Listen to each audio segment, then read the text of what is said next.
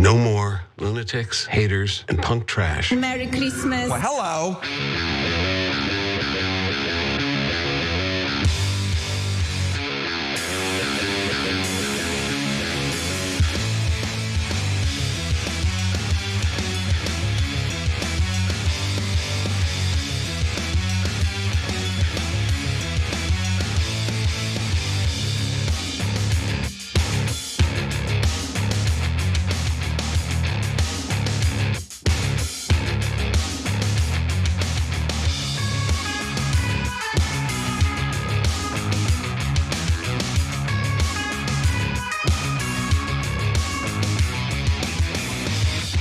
All right, welcome to the Young Turks. Cenk, Uygur, Jordan Yule with you guys on a day that is going to be a bit of an extravaganza for us here at Young Turks.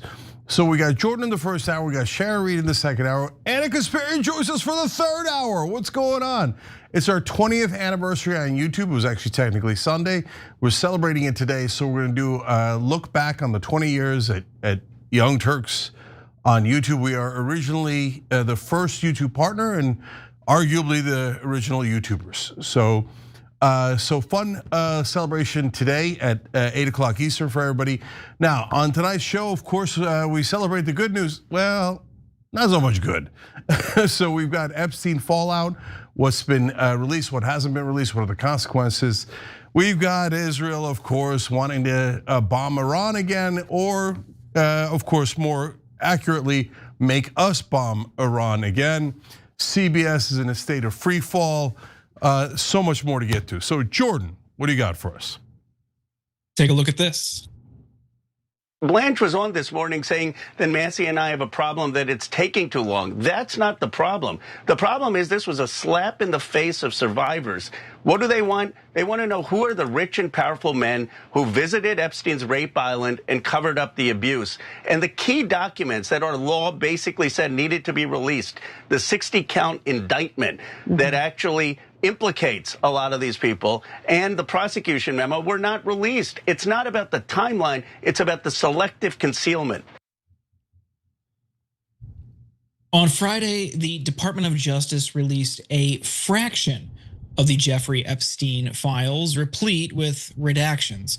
And now Thomas Massey and Ro Khanna are threatening to find Attorney General Pam Bondi in contempt of Congress for violating the Epstein Transparency Act. Before we get to their threats and the excuses coming from the DOJ, Cenk, your 2 cents.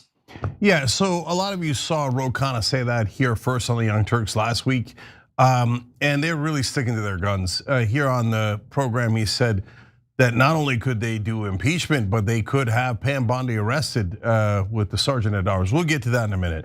But what did they release? That's the heart of this, and what didn't they release? As you'll soon see, not much is what they released, and I'm gonna tell you what the single key thing you should be looking for in all the Epstein stories. A stone for if people are going in the right direction or not. That's after Jordan gives you all the facts. So the law passed by Congress last month required the Justice Department to release all Epstein files in its possession within 30 days. But the deadline was last Friday, when the DOJ only produced part of their trove of files. The law allowed for some redactions to protect victims, and there's also a carve out for national security concerns. But many of the images and documents released so far have been heavily redacted with no explanation as to why. More than 20 files that the Justice Department initially released were also deleted without explanation from their website, including one photo of Epstein's desk of Donald Trump posing with women in bikinis. The Justice Department later said it temporarily took down the photo over concerns that it might include images of victims, but they reposted it, quote, without any alteration, after determining it didn't. Here was Deputy Attorney General Todd Blanche coming up with excuses for why the DOJ isn't following the law during an interview on Meet the Press. Why didn't the Justice Department meet that Friday deadline? It's very simple and very clear. The statute also requires us to protect victims. And so the reason why we are still reviewing documents and still continuing our process is simply that, to protect victims. But content creator Aaron Parnas says that Blanche's claims are BS. He says, this is not true. I have confirmation from a Jane Doe Epstein survivor that her name was not redacted in publicly released files. The DOJ redacted the names of wealthy and powerful people, but failed to redact the name of a survivor. And today, survivors of Epstein's abuse put out a blistering letter slamming the DOJ for failing to redact multiple victims' identities. So not only is the DOJ unlawfully withholding thousands of Epstein files, they're not even doing the thing that they claim was their main priority and cause for the delay, protecting the victims. And now Thomas Massie and Ro Khanna are threatening to seek punishment for Attorney General Pam Bondi. The quickest way, and I think the most expeditious way to get justice for these victims is to bring inherent contempt against Pam Bondi.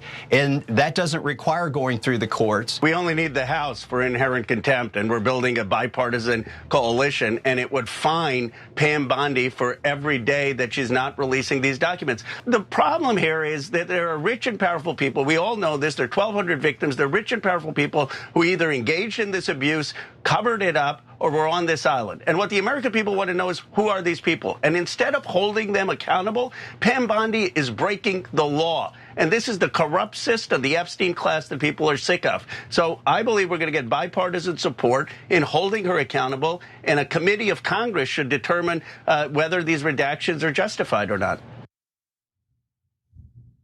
Before the Friday deadline even hit, Khanna proposed these options for punishing Bondi and other DOJ officials during his interview here on TYT.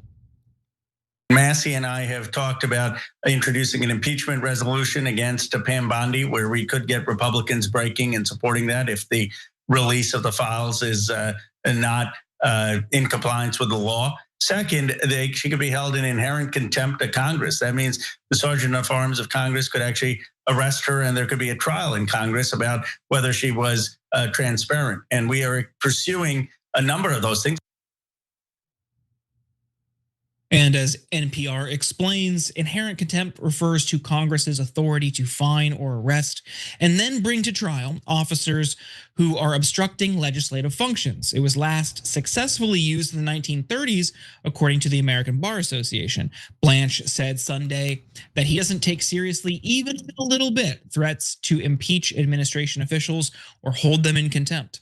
Bring it on. We are doing everything we're supposed to be doing to comply with this statute. And Congressman Massie and these other congressmen that are coming out speaking negatively about FBI Director Kash Patel and the Attorney General have no idea what they're talking about. Cenk. Yeah, so to be fair to Blanche, he might, when he says they're just trying to protect the victims, he might mean the rich and powerful donors that have given to his boss and to all the other bosses. And he views them as the victims. Like, well, guys, they just abused underage girls. And now we're giving them a hard time and hassling them. And now you want their pictures and names? You want to prosecute it? No, poor victims. We've been trying to protect them all along. Yeah, that's what we thought, Blanche. Okay, now, what's the key that I'm talking about where you can tell if they've released enough or not? So overall, in this particular case, it's not really a close call. I thought they might give us some morsels here, so that they could say, well, look, we gave you that and we gave you that, and that about covers it, right? But they didn't really even do that. People looked through all the files, there's barely any new information at all. When you get to the grand jury testimonies, the actual witnesses, the evidence, they're all redacted, right? So, okay, but let's assume that they had, then the next time around they put out some portions that seem interesting or relevant, maybe name some names. Well, that's really the beginning of the key. So if none of these documents ever name a single other abuser, well, then they're an obvious joke, right? I mean, there is over 1,000 girls who were abused. There are at least dozens of men who did it. And if the Justice Department doesn't release even a single name of one of them, they're obviously protecting them. And then an even bigger key is, does anyone else ever get prosecuted? And so far, the Trump Justice Department has been screaming what others have also done quietly, which is no, hell no, we'll never prosecute anyone related to Epstein. They put out a statement like that, and that's what led to all of this, pushback from Massey and Khanna, et cetera, to begin with. So now, here's something we've never talked about, and I think is super important for you to know. Why are they so reluctant to maybe even do a couple of sacrificial lambs, right? Oh, here, Prince Andrew and the other guy. Okay, let's throw them to the wolves. They don't have much power, and then we'll hide behind that and say that's enough, right? Why not, and why was Epstein killed? I know. If you're a national media reporter, no, the cameras were out by accident in the hallway, and the guards were out by accident and coincidence, and his roommate got moved by coincidence. Okay, all right, like if you're stupid, there's nothing I can do for you. But why was Epstein killed, right, in prison? That's a hell of a thing to do. That is a giant risk for any entity to do, to go and kill someone inside a US prison, somehow get the guards to go off, get the hallway video killed, make sure the US government either doesn't find out about it or covers it up for you. And in this case, we know it's a cover up because they say, oh, we didn't get the video from the hallway. That video was broken at that time. Okay, sure, just like we predicted. All right, and then they say, okay, but we found one in the common area, and then that's doctored by 3 minutes, and then there's a mysterious figure in the video. Okay, so obviously the US government is in on it because they're not just can't find it, they found it, doctored it, and then put it out. And that's not even the right video. The hallway video is the one we want in front of his cell. So guys, as we've discussed many times, what's the only thing powerful enough to be able to do that? One side's couple of political figures, no way. The other side would rat him out in a second, right? And oh, there's a lot of rich people involved. No, the rich people do get prosecuted from time to time, okay? No, it's intelligence agencies, and to me at this point it's blaringly obvious. But that gets us back to the main thing that I wanted to put your attention on. The same reason why they'll never prosecute anyone and why Epstein couldn't go to trial is if anything goes to trial, the victim or the accused is gonna say, I have information rights. I wanna see what the government has.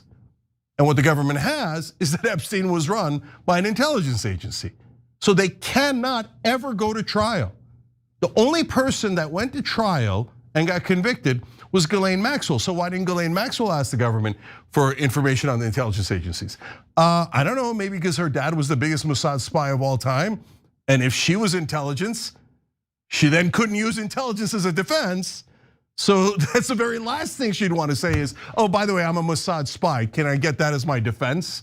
No, so she's the one person who definitely wouldn't use that defense and wouldn't ask for the intelligence agency information. But anyone else would do it to defend themselves. So that's why no one can go to trial, including Epstein.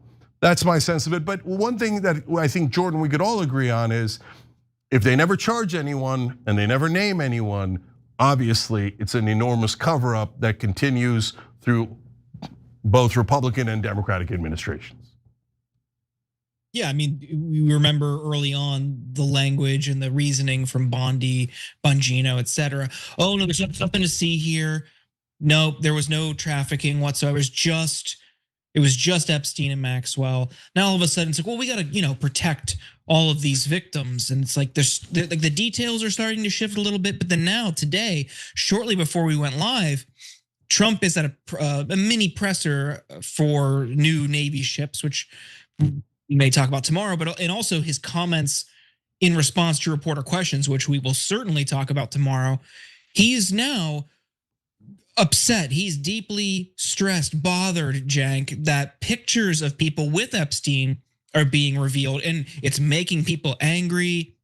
And these poor people are having their lives upended just for being in photos with Jeffrey Epstein. It's like, how is that your concern? You have all of these victims of this guy, purportedly only victimized by this guy, and you're worried about the other people that he was palling around with. You allegedly thought he was a bad guy and kicked him out of Mar-a-Lago way after other people started to know about who his true self was. I mean, the speculation and I think the shared understanding is that there was a conflict over poaching happening at Mar-a-Lago, and that's why he got kicked out. It wasn't out of some sort of situation where Trump was frowning on his behavior at all, only that it affected him. But I think some of the spin from the Trump administration is pathetic, but this is a consequence of their own rhetoric. You have multiple figures in their administration who demanded this, who latched onto this issue for years on their own podcasts. They ran on it, they promised it. Now all of a sudden they don't want to deliver on it because they know their base will revolt. So I think it's important to keep stoking those fires, because I do think a lot of people on the right want complete and total transparency and are not buying the justification for some of these redactions. Yeah, look, I'll add one last thing. At this point, I don't know if there is a difference between the CIA and Mossad. Because if it's Mossad, why the CIA apparently and our government is covering up for a different government, and instead of saying, oh, these are terrible people who were spies inside our country and got information on powerful people and maybe use it against us, that's awful and terrible and we should go get the sons of bitches. Doesn't look like it. Robert Maxwell stole our nuclear secrets. We never even arrested him. I mean, does the CIA still even exist, or is it just Mossad? So is it, or maybe in this case, look, I'm open-minded. It could be that it's not Mossad. It's just that Epstein loved Israel. And so he wanted to do everything in his power to help Israel, as you see in all of the emails. Israel, Israel, help Israel, help Israel. Get America to do this and this for Israel. But he was CIA. It's not impossible. I mean, look, even I'm a little bit surprised that Mossad would have this kind of power to block everything in the US government, right? And no matter how much political damage it does, you are never, ever allowed to cross Mossad or Israel. Is that possible? Yeah, it's totally, totally possible, okay? But it's also possible that it's the CIA and they just go up to the politicians and go, national security, that's it. Shut up, there's nothing you could do about it. Yeah, we had the girls raped, so what? And we were collecting information for American interests. I've never seen the CIA work for American interests, ever, ever, ever, ever, okay? But all right, it's definitely CIA or Mossad or both, and I'm not sure that there's a difference anymore. Gotta take a break. All right, yep, when we come back, the guys who run our country, Netanyahu and his friends, are trying to force us into another war with Iran. And we will go, oh no, golly gee, maybe not, and then probably do as we're ordered when we come back.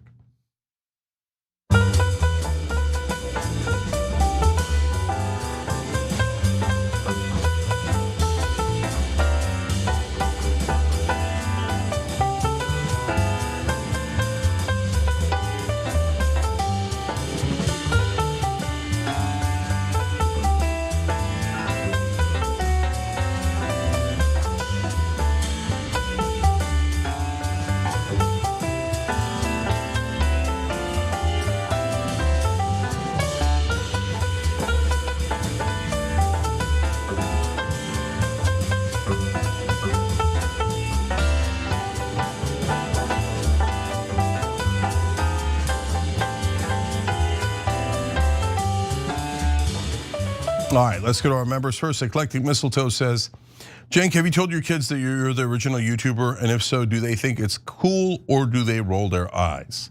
That's a great question. First of all, my kids give me the epic eye roll, right? So they're like, oh, okay, all right. Okay, but their friends are generally impressed. Like when their friends find out, they're like, no, the first YouTuber, right? So that's kind of cool. Jack Callahan says, if nobody's guilty, why are there so many redactions? To protect the victims, Jack, the victims. The victims are the people who did it. Maybe by victims, they just mean Mossad. I don't know. CB1 says, Massey and Kana don't F around, just do it and go after scam Blondie.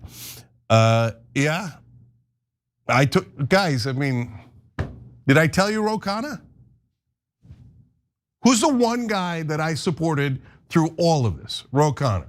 Who's the one guy who's actually doing something in Congress for all of us? Ro Khanna. It's all we're doing is paying attention on your behalf. That's all, guys. So, all right, Urban Hermit says the White House is out of Sharpies and redaction pens until the next order arrives after they clear tariffs. That's a good theory.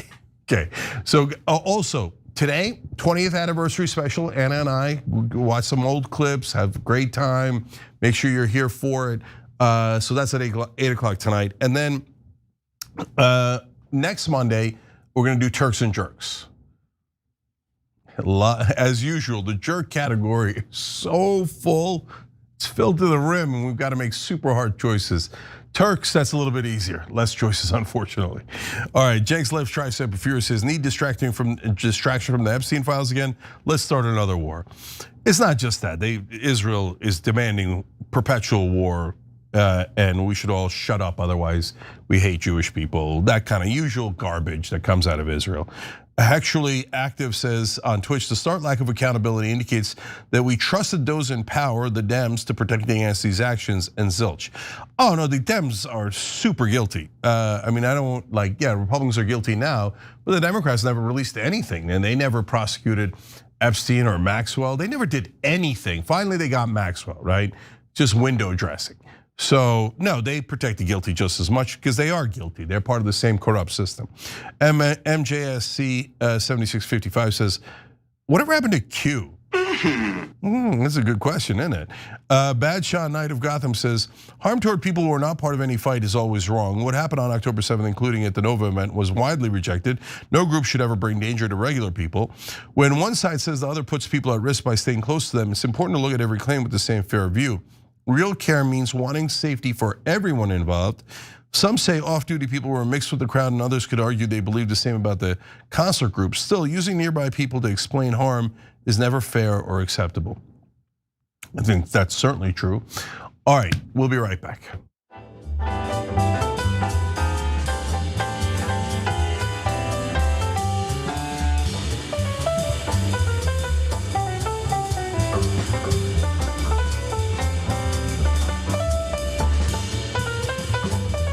All right, back on TYT, Cenk and Jordan with you guys. Also, Fat Satter and CDN Norse Dog. Dad, they both sent in Young Turks memberships for one of you guys on YouTube. We appreciate it. That's awesome. I love when the community sticks together.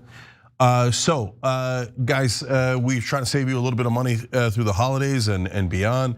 So if you pay more than $50 for your cell phone bill, don't. There's no reason to go to tyt.com/switch.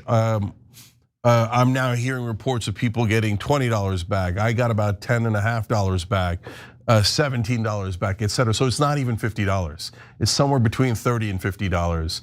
It's so much cheaper than Verizon and AT&T. Same phone, same number, same contacts. Nothing changes except your bill. By the way, if for some reason you have some service issues, which shouldn't happen at all, but if it didn't for me, not 1%. But if it does, you can just switch back to AT&T and Verizon, and they'll pay you a lot of money to switch back. So either way, you're gonna save a significant amount of money by going to tyt.com/switch. All right, Jordan, what's next? Take a look at this. They're up to no good. We obliterated the Iranian nuclear facilities. We did not obliterate Iran's desire to have a nuclear weapon. The regime hadn't changed at all. They still want to kill all the Jews, consider America the great Satan, and purify Islam. Are they regenerating their nuclear capability? Are they building more ballistic missiles that could hurt Europe and Israel? I don't know, but there's evidence that suggests they are. Is the US gearing up to enter yet another war with Iran on behalf of Israel? Well, it seems to be what Lindsey Graham and Netanyahu want. So before we get into the details, Cenk, your 2 cents. What should people be worried about? Yeah, so Israel's definitely going back in. And now they say, as you're gonna hear from Jordan, that, well, just knocking out their nukes is not enough. We have to basically destroy everything they have and ever possess. We don't feel safe if any other person could ever defend themselves against us, ever, right? So that's normal. That's Israel destroying all of its enemies at all times, right? A warmonger imperial government in the middle of the Middle East causing nothing but endless war. But on top, as always, they also want us to pay for it and us to do the bombing. And Netanyahu's coming back to the White House to slap Trump around and go, hey, boy, I told you to attack Iran. Shut up and do it again, okay? And let's see if Trump listens to daddy or not. Find out the facts first. According to a recent report from NBC News, Israeli officials have grown increasingly concerned that Iran is expanding production of its ballistic missile program, which was damaged by Israeli military strikes earlier this year, and are preparing to brief President Donald Trump about options for attacking it again, according to a person with direct knowledge of the plans and some four former US officials briefed on those plans. Israeli officials are also concerned that Iran is reconstituting nuclear enrichment sites the US bombed in June, the sources said. But they added the officials view Iran's efforts to rebuild facilities where they produce the ballistic missiles and to repair its critical air defense systems as more immediate concerns. According to these sources, Iran's production of ballistic missiles could increase to 3,000 per year. However, this is a slow process, according to Israeli sources that spoke with Axios, as they're still recovering from the previous strikes. Israeli sources told Axios that if Israeli intelligence sees early signs of a renewed buildup of Iran's missile capabilities with more motivation than the Iranians had since the 12-day war in June. The Iranians started taking steps to rebuild their forces, but haven't returned to the level they were at before the war, Israeli sources said.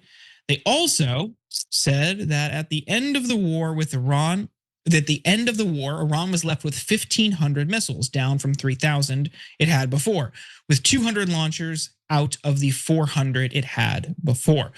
According to one former Israeli official, there is no real question after the last conflict that we can gain aerial superiority and can do far more damage to Iran than Iran can do to Israel.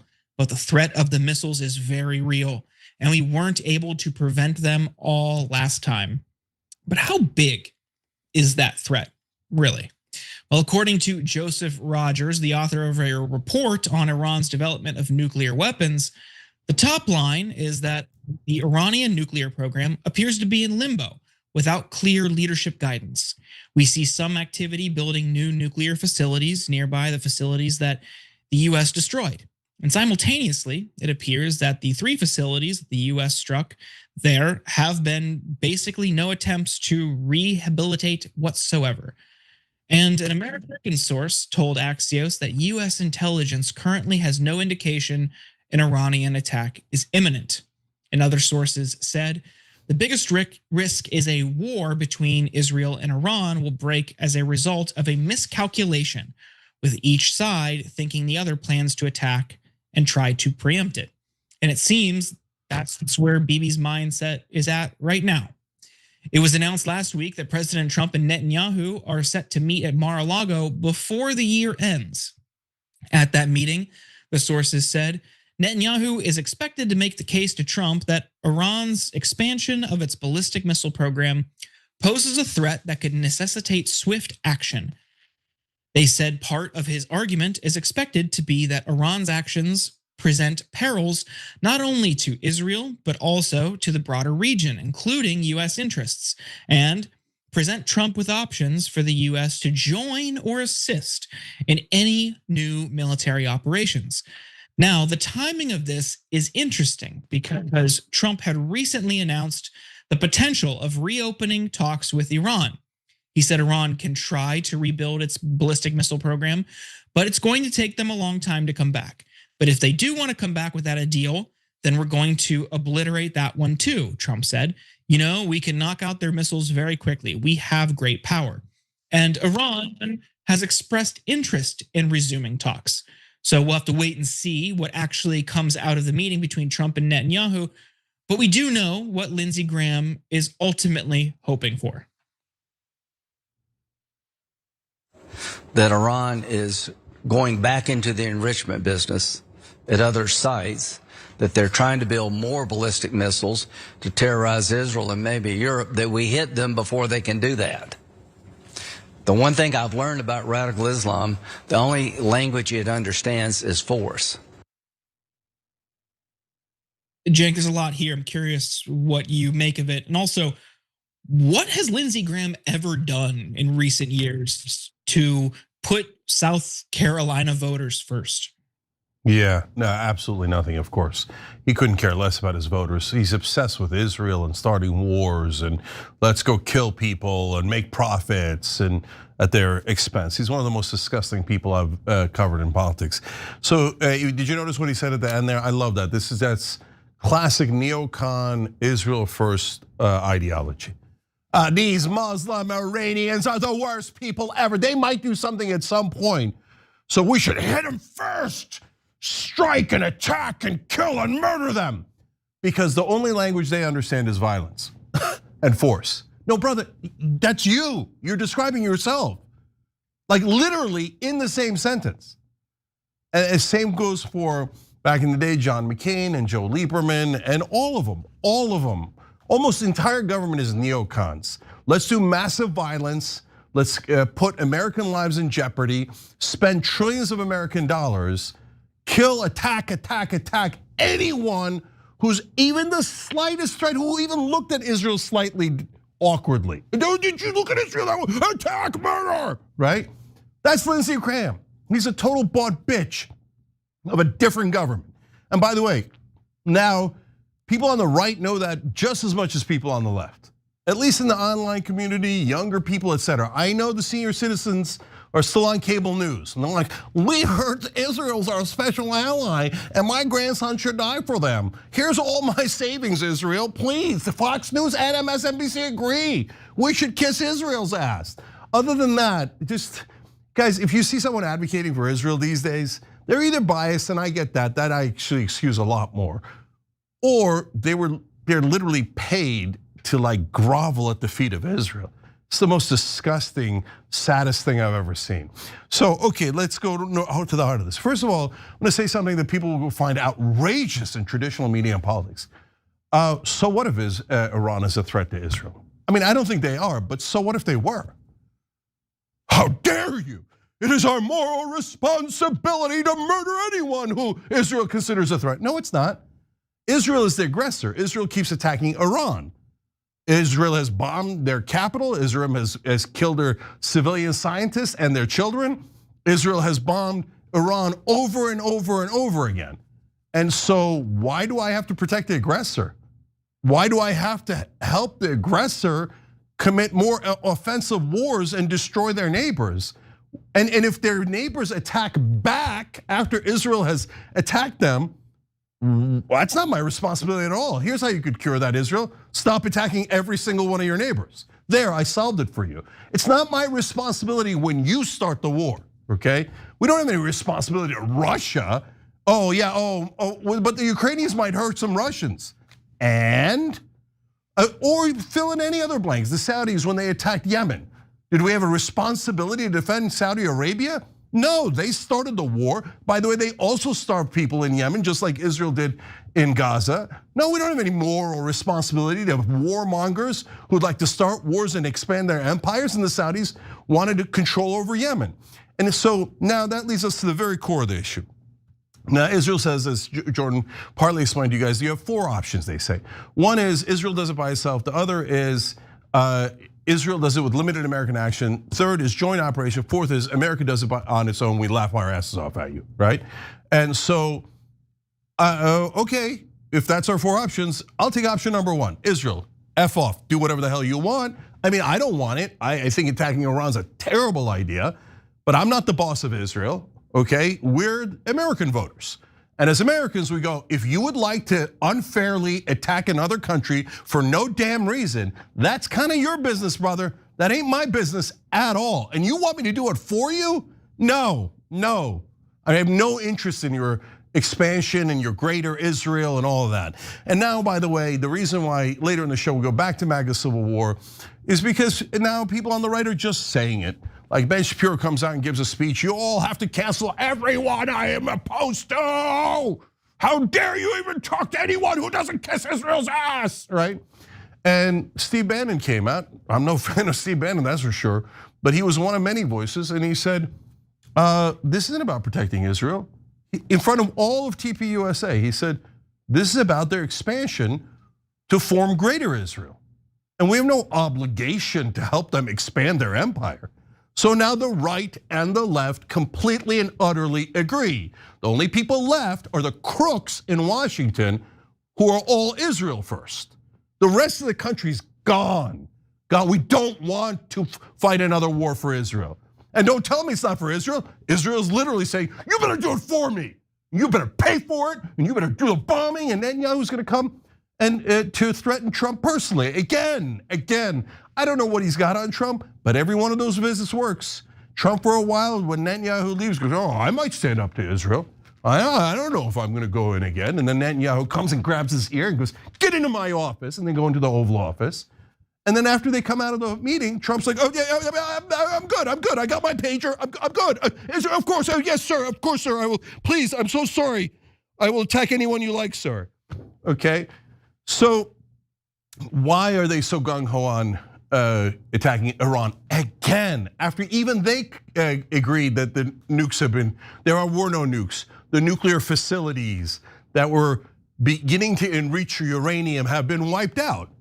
So number one, they say ballistic missiles are a threat to us. But everyone has ballistic missiles. So what, no other country is allowed to have any weapons at all, otherwise Israel's gonna attack you. Soon it'll be like, well, Australia said that Palestine should be a state, and the Irish said it, and they have ballistic missiles. America, you must destroy Belfast for me, and Sydney, and anyone who dares to have ballistic missiles that hasn't groveled at Israel's feet. No, brother, you don't have that right. You don't have the right to destroy every country that has ballistic missiles. That's insanity. That's not a thing that exists other than the absurd, grotesque entitlement of the Israelis. And finally, yes, a couple of missiles got through in Iron Dome. They're like, we're not invincible. We can't just slaughter all of the Muslims. We might lose 1 or 2 Israeli lives. I mean, hundreds of thousands of dead Muslims don't count at all, but 1 or 2 Israeli lives. America, snap to attention, America. Come on, give me the money, give me the money. Give me the war, give me the bombs, attack Iran right now. And that's what Israel's doing. They're slapping us around, bossing us around, and when they come, Trump will probably fold. And if you don't know, they're working on a memorandum of understanding that is going to give Israel a 20-year guarantee that we are going to fund them $4 to $5 billion a year. So that is an $80 to $100 billion that the Israelis in their infinite arrogance say we owe them. Jordan, I've never understood why we owe Israel anything. To me, by my accounting, they owe us over $300 billion on just the money we gave them, let alone the trillions of dollars we wasted attacking all their enemies. So I don't know. I don't know if you think what Trump's gonna do. Is he gonna be their dog again? And I don't know why we have a single interest in Israel. They're toxic. We should get rid of them as a so-called ally and never deal with them again. That would be the best case scenario for America. Yeah, it routinely puts the United States in difficult and impossible situations, maintaining that alliance. It doesn't really, I mean, I guess from a military perspective, it might benefit the US because it's an easy point of entry into that region where we have waged forever war for decades. If this is something that Trump, the guy who so desperately wants the Nobel Peace Prize, if he really truly did care about no new wars, I think his behavior, even in just this first year, reflects the fact that he isn't really passionate about not starting wars. It's just a talking point. But that would be something I think a large portion of this country would celebrate. It is a drain on our resources. We are routinely told we can't have universal health care in the States because it's too expensive. Every other developed country has it. But never do we hear, Cenk, talk around affordability or how we might finance billions and billions and billions of dollars going to Israel for military aid, or the costs that we sink into our own military and weapons purchases and missiles and whatnot to wage wars on behalf of Israel. All of that money would be better spent here. I think you could find a good portion of this country who, when you calmly, rationally, whatever, make that point to them, it'll resonate with the average American. Yeah, sure, I want problems domestically solved first. And this is not just a Trump or a Republican problem. This is a Democrat, this is a uniparty problem for sure. But the idea that Iran also, my final point is just that the idea that Iran is on the precipice of yet again having a nuclear weapon is laughable when you look at Netanyahu's comments from the past 15 years, Cenk. Every time Netanyahu would speak at the UN or would focus on Iran again for that week, whatever, he routinely would make these outrageous, like demonstrably false claims about their time frame until they obtained a nuclear weapon. Never once did we ever see any evidence that they were enriching uranium to weapons grade. But we were told time and time and time again that we had to strike Iran because they were just days or weeks or hours or minutes away from having a nuclear weapon. And we never saw one. They never had one. Now again, they're building toward one. And again, he wants to bomb Iran.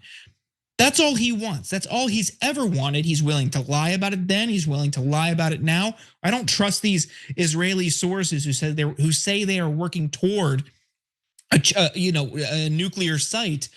I mean, possibly show some evidence. At the very least, they're probably, probably for me at the very most, they're doing it for energy, because for them, they see it as a reliable source of energy to power their country. But if we saw any evidence that they were enriching uranium to weapons grade, then that'd be a different conversation. But we haven't seen that. It's just Netanyahu's claims. Okay, so first of all, Iran's trying to get into a nuclear treaty with us again. So they have actually reached out to us. That's another thing that's upsetting the Israelis, because they're saying, well, if you guys are in a treaty, well, we can't have regime change. And so this isn't about their missiles, guys. It's mainly about, yeah, a couple got through. They're a little worried about that, but it's mainly about regime change. Why? What a lot of you might not know is a lot of the governments in the Middle East, the Arab Muslim governments, are totally subservient to Israel. Their rulers are. So they realized, hey, if we don't do exactly as Israel tells us, Israel either will murder us themselves or will get America to murder us. So we're gonna betray our own citizens. They're dictators anyway. So they're like, we'll work with Israel. And I know people from the Middle East that say that in certain countries, like Egypt is a good example, if you say anything against Israel, the Egyptian secret police come and get you. And they take you from your house, et cetera, okay? So what they want is Iran to be neutered as well and to be another lapdog for them. And they want to impose Israel-friendly puppet regimes throughout the Middle East that just say, of course, sir, take our people's land, sir. No, we'll never fight back, sir. You're a demigod, sir. So that's what they want. And that's why they're unsatisfied. I mean, we took out the nuclear facilities. What else do you want? Iran says they'll get back into a treaty and give us all the uranium. What else do you want? It was never about that. It was about subservience and obedience. Since the Iranian leaders will not submit to the Israeli leaders, they must be murdered and they must be replaced with Israel-friendly puppets. So that's the game that's being played. A lot of you, of course, you don't know the Middle East, so how do you know that Jordan and Egypt and Saudi Arabia have leaders that are totally work for Israel and are dogs of Israel, right? But they are. And you can go ask anybody that lives in those countries and they'll tell you personal stories. Okay, the last two things is, yeah, Jordan, you're absolutely right about Netanyahu for decades coming. Oh, Iran. Why you keep like this is 15, 20 years before they even had the ability to fake a nuclear threat, right? Why was he saying nuclear back when Iran could barely figure out a slingshot, right?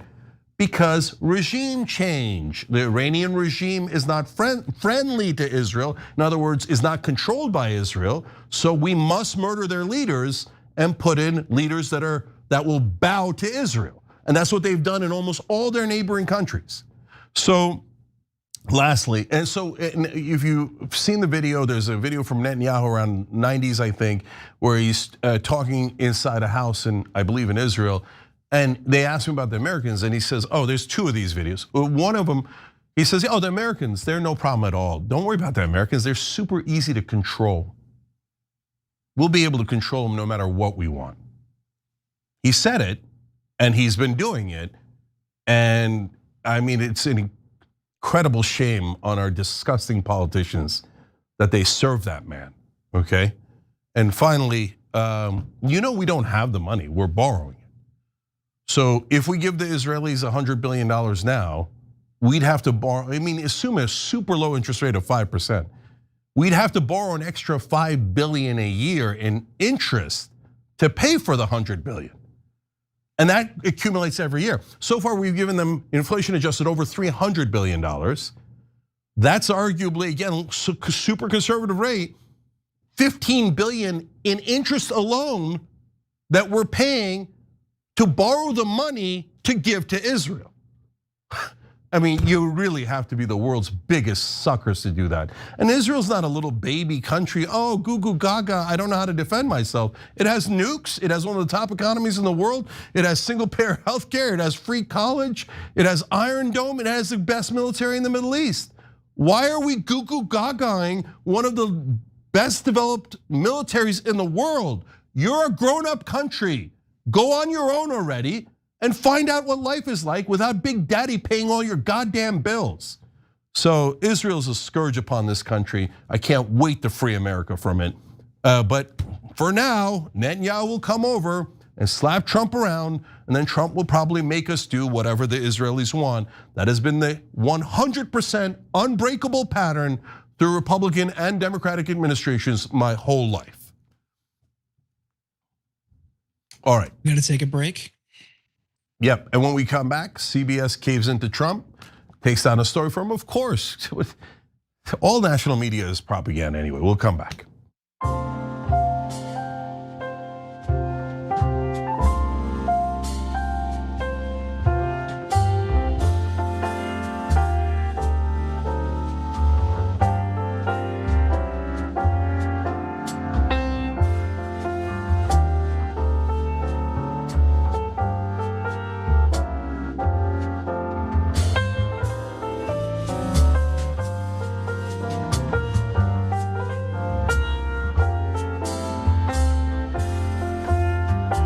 All right, Meowser's clause of establishment rights, and Israel still believes their insanely aggressive plans will slip past criticism like it's 2003.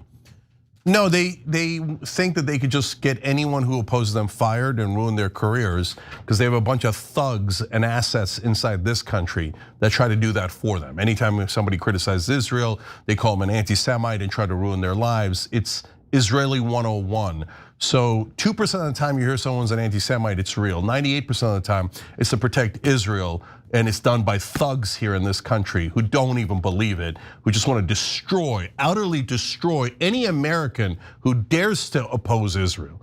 Okay, Asimov's prophet says, come on, Joe Rogan and Tim Dillon, get your boy before he sends us to 2 wars in 2 different hemispheres.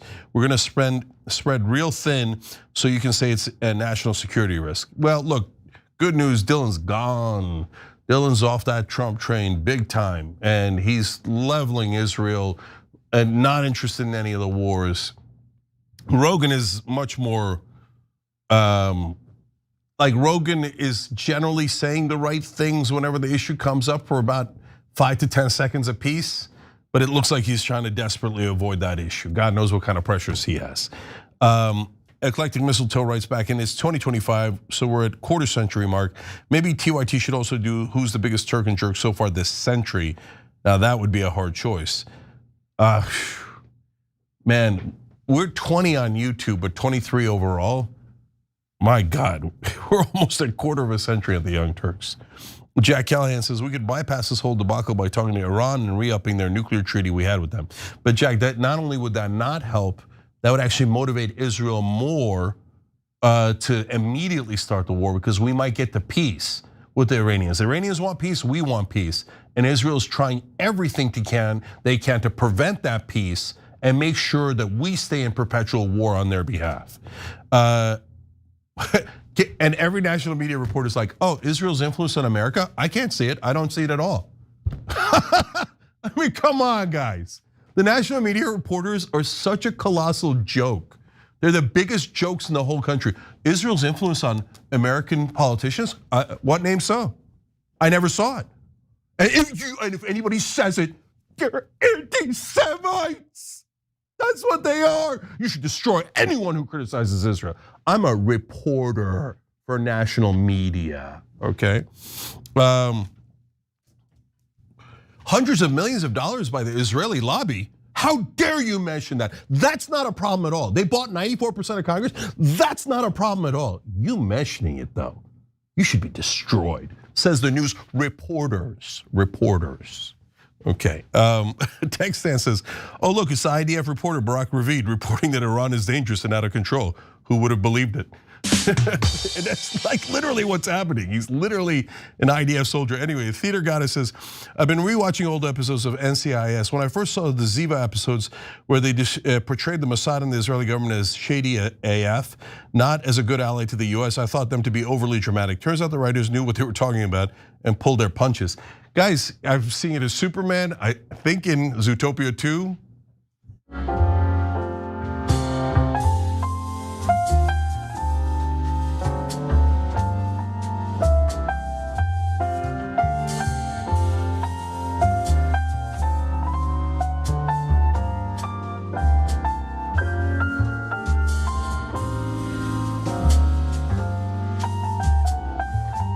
All right, back on TYT, Cenk and Jordan with you guys. Also, F. Hannah, thank you for joining through the website. We love that.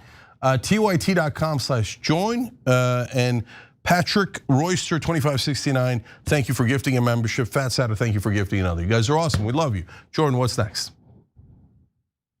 Over the weekend, 60 Minutes teased a new investigation into the notorious prison in El Salvador, where the Trump administration had been sending alleged undocumented immigrants. Then, suddenly, that teaser vanished, and an editor's note was posted, claiming the segment will run at a later date. Almost immediately, media reporters and just casual observers suspected that newly minted CBS editor-in-chief Bari Weiss had something to do with it. And it turns out, yes, she did. We'll get you into the details momentarily, but Cenk, what was your reaction when you heard this? Not 1% surprised. I don't know why everybody's running around as if they're surprised. Bari Weiss was brought in to help two people, 98% in favor of Israel. And so everything is going to be skewed towards Israel's the greatest. Muslims are all dirty and dangerous and should all be attacked and killed right away. So that's going to be ZBS 101. And the 2% is to protect Trump so they can stay on the air and go to, oh, Daddy Trump, we're serving you well, right? Please start another war for Israel. Yep, okay. Anyone who doesn't know that is a joke. That CBS is totally trash now, utterly useless. So what are you even looking at 60 Minutes for? From here on out, as long as Bari Weiss is in charge and this company that bought it is in charge, their whole point is to serve Israel. Serving Trump is only a means to serving Israel because they want to make sure he stays on Israel's side. Okay. Let's get into the details.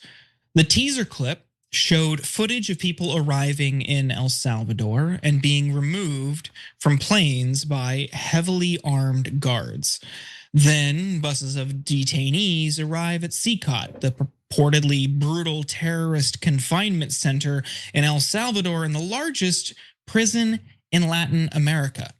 Then detainees are shown shackled and stripped down to their underwear before being whisked off screen. A testimonial from one of the detainees rounds out that teaser clip, and he describes the horror that they felt and the fear they experienced while in CICOT. That seems like solid reporting. Well, what does the full segment say? Well, we can't know because of Bari Weiss. On an editorial call Monday morning, Weiss explained to CBS News staff why she held the piece. However, it remains unclear why Weiss, who should have been aware of the CCOT segment for weeks, felt an urgent need to pull the 60 Minutes report just a day before it was set to air, after CBS News had already broadly promoted the segment. Weiss continued, "The public knows that Venezuelans have been subjected to horrific treatment in this prison. So to run a story on this subject 2 months later, we simply need to do more. And this is 60 Minutes. We need to be able to make every effort to get principles on the record and on camera." The journalist who worked on that segment, Sharon Alfonsi, sent an email to her colleagues on Sunday night shortly after the decision to spike the story was announced. "Our story was screened 5 times and cleared by both CBS attorneys and Standards and Practices. It is factually correct. In my view, pulling it now after every rigorous internal check has been met is not an editorial decision, it's a political one." Now, part of Weiss's opposition to the piece running was the lack of a Trump administration comment on the record, something Alfonsi points out she saw it multiple times. "We requested responses to questions and or interviews with DHS, the White House, and the State Department. Government silence is a statement, not a veto. The refusal to be interviewed is a tactical maneuver designed to kill the story. If the standard for airing a story becomes the government must be interviewed, then the government effectively gains control over the 60 Minutes broadcast. We go from an investigative powerhouse to a stenographer for the state." And Cenk, I love that last line. What do you think? Okay, so look, the only reason why I care a scintilla about it is because it's 60 Minutes. And 60 Minutes, to be fair, has done some great reporting through the decades, right? And from time to time, even recently. But it's dead. It's the owner decides. And so the owner is not going to let you do objective reporting ever. They're not going to let you be objective about Trump or any of their allies. Not only that, soon there'll be hit pieces against Democrats and against any of Israel's opponents, etc. So it's over. When the minute they bought it, it was over. Jordan, to me, this is the equivalent of us having a conversation about MySpace, right? Once Murdoch bought it, MySpace sank because everybody realized, no, you can't trust it, it's garbage now, right? So CBS, and it's sad, it was a great American institution, some wonderful anchors there throughout the years, Walter Cronkite, Dan Rather, etc. But now it's just, Bari Weiss is not subtle. This is not like, oh, I think they might like Israel. I think they might skew it a little bit. No, the whole career of Bari Weiss is to protect Israel, serve Israel, and to attack Israel's opponents. She's the one that started cancel culture on college campuses. She would go around and make a list of any professor or student that was pro-Palestinian and try to get them fired. She's the queen of cancel culture. She doesn't care about the news. Bias is everything that Bari Weiss does. So when you put Bari Weiss in charge of an organization, what you're saying is we've stopped doing news. This will only be doing propaganda from here on out. And even when they brought the same group that bought CBS, bought her organization, Free Press, they practically advertised on the New York Post, we paid way more than we should because she's pro-Israel. So, and then Netanyahu said the same guys, Ellison's, bought TikTok or in the middle of buying TikTok. And he's like, now we've purchased TikTok, so that's good. Netanyahu says that. So like, they're literally purchasing different news organizations to basically light them on fire and serve Trump in Israel. That's it, period. Yeah, I mean, I think not CBS as a whole, 60 Minutes in this case specifically, they're still capable of doing good journalism, but I don't think we're going to see anything that really holds the powerful to account, like you say, under this current ownership and administration. We've seen some flashes since she has taken over. JD Vance did an interview, I believe it was with Margaret Brennan, I can't remember exactly, but he made some comments on his own that made news because they were so outlandish. For instance, he tried blaming immigrants for the cost of housing. He's not going to call that out. She could have done a better job in that interview, of course, but this type of reporting exposing the horrors of our immigration system and the consequences of the Trump administration's actions, I don't think we'll see anything like that. It's pathetic. It's sad. Barry Weiss is totally and wholly unqualified for that. I mean, just flashback, 2 weeks ago, she's putting herself in the spotlight to conduct a softball interview with Erica Kirk that totally flopped. Advertisers wanted nothing to do with it. We covered it on this show. They had to run Chia Pet commercials during that special event because so many advertisers wanted nothing to do with it. I mean, that's what's happening. It's not just like a matter of editorial disagreement. It's that an objective observer is looking at this and saying, no, this is trash. I'm out of here. It's bad for the brand, it's bad for the show, and it's unfair to the many, many producers, writers, editors, reporters who do good journalism that occasionally can end up on 60 Minutes. It's sad every way you look at it. Yeah, I guess I'm too flippant about the story because I already thought CBS News was dead. So the minute they bought it, it was dead. They're doing the same thing that we predicted with 100% accuracy they would do, of course. And guys, I don't want anybody to get the wrong idea. So it's not that Barry Weiss is Jewish. There's tons of Jewish owners and editors and producers of the news stations and non-Jews owners, editors, etc., managing editors all across the country, right? Nothing wrong with that, never had an issue with that, etc. No, like I'm saying this preemptively because whenever you criticize Israel, anti-Semite, they'll invent some trope, okay? No, it's a well-known trope that if you criticize people in news named Barry that you hate Jews or whatever, right? No, her entire career has been built on supporting Israel, period. That's all she cares about.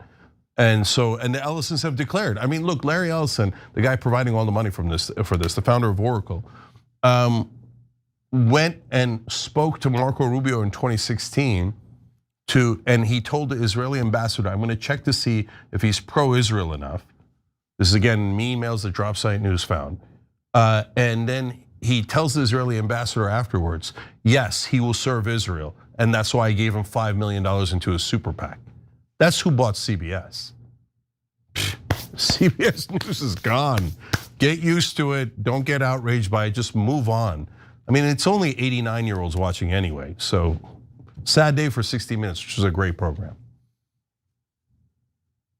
Okay, oh shoot, we're out of time. All right, thank you, Jordan, appreciate it, brother. When we come back, the MAGA civil war doesn't just continue, it gets larger and larger and larger, and I'm here for it, I love it. We'll be back.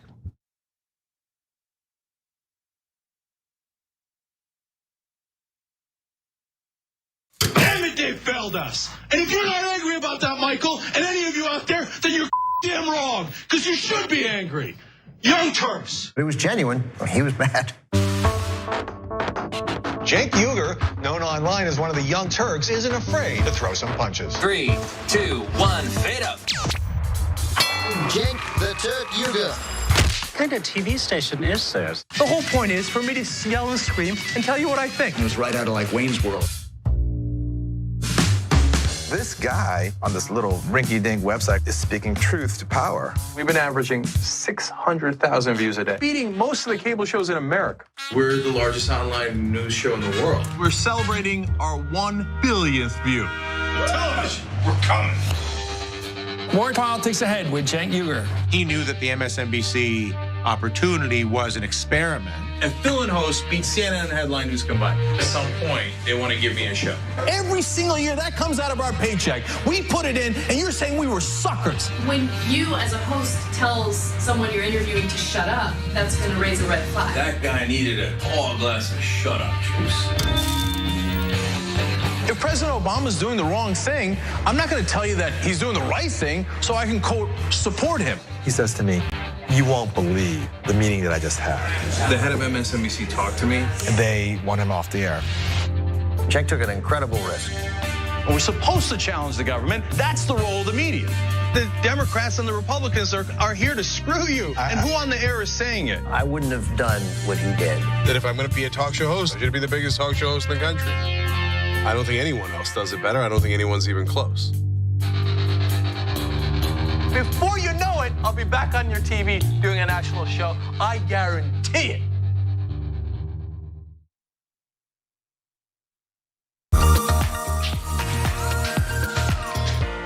Magic. It's showtime. And say 45 minutes. I'm hosting today. Now I know what you're thinking, JR, your face is already perfect, but you know what? I still need to apply some makeup. I went through this process, right? A few years ago. When I realized that I was gonna have to wear makeup on the show. I had to go through like finding out what my undertones were. You guys know what those are? I got my MAC Cosmetics. It says SPF 15 foundation, broad spectrum. But apparently what I have is red undertones, and I think pores are not supposed to be seen. I need all these things to be confirmed for me. These sponge things don't work for me. You gotta use your hands. At least I did. That's how the magic really happens. So we're gonna go through a tutorial how to make the magic happen from beautiful to beautifuler. Let's go. I've already been moisturized. That's the first thing. But moisturization already happened. We go raw. All hands. Pick up a couple streaks. This is the guy we're putting on makeup. Look at that, dots.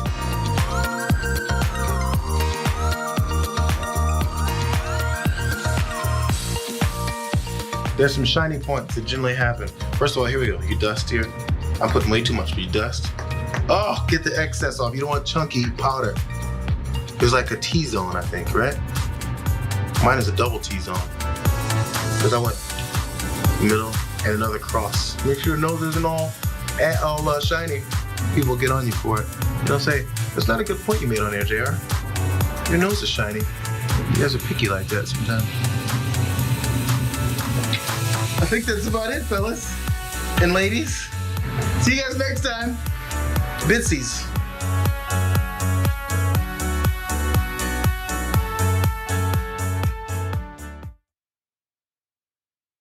Maybe Santa can turn into fire, but probably not. Merry Christmas.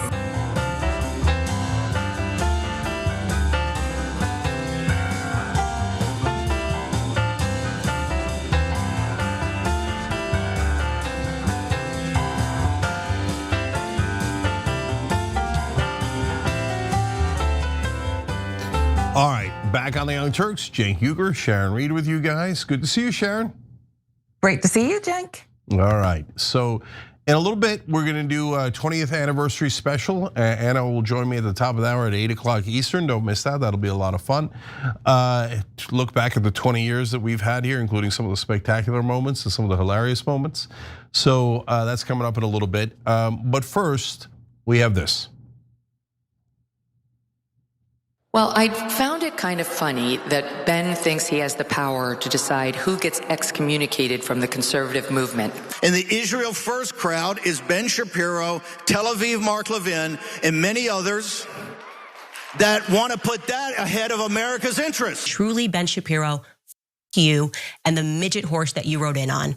And I say that on behalf of the world.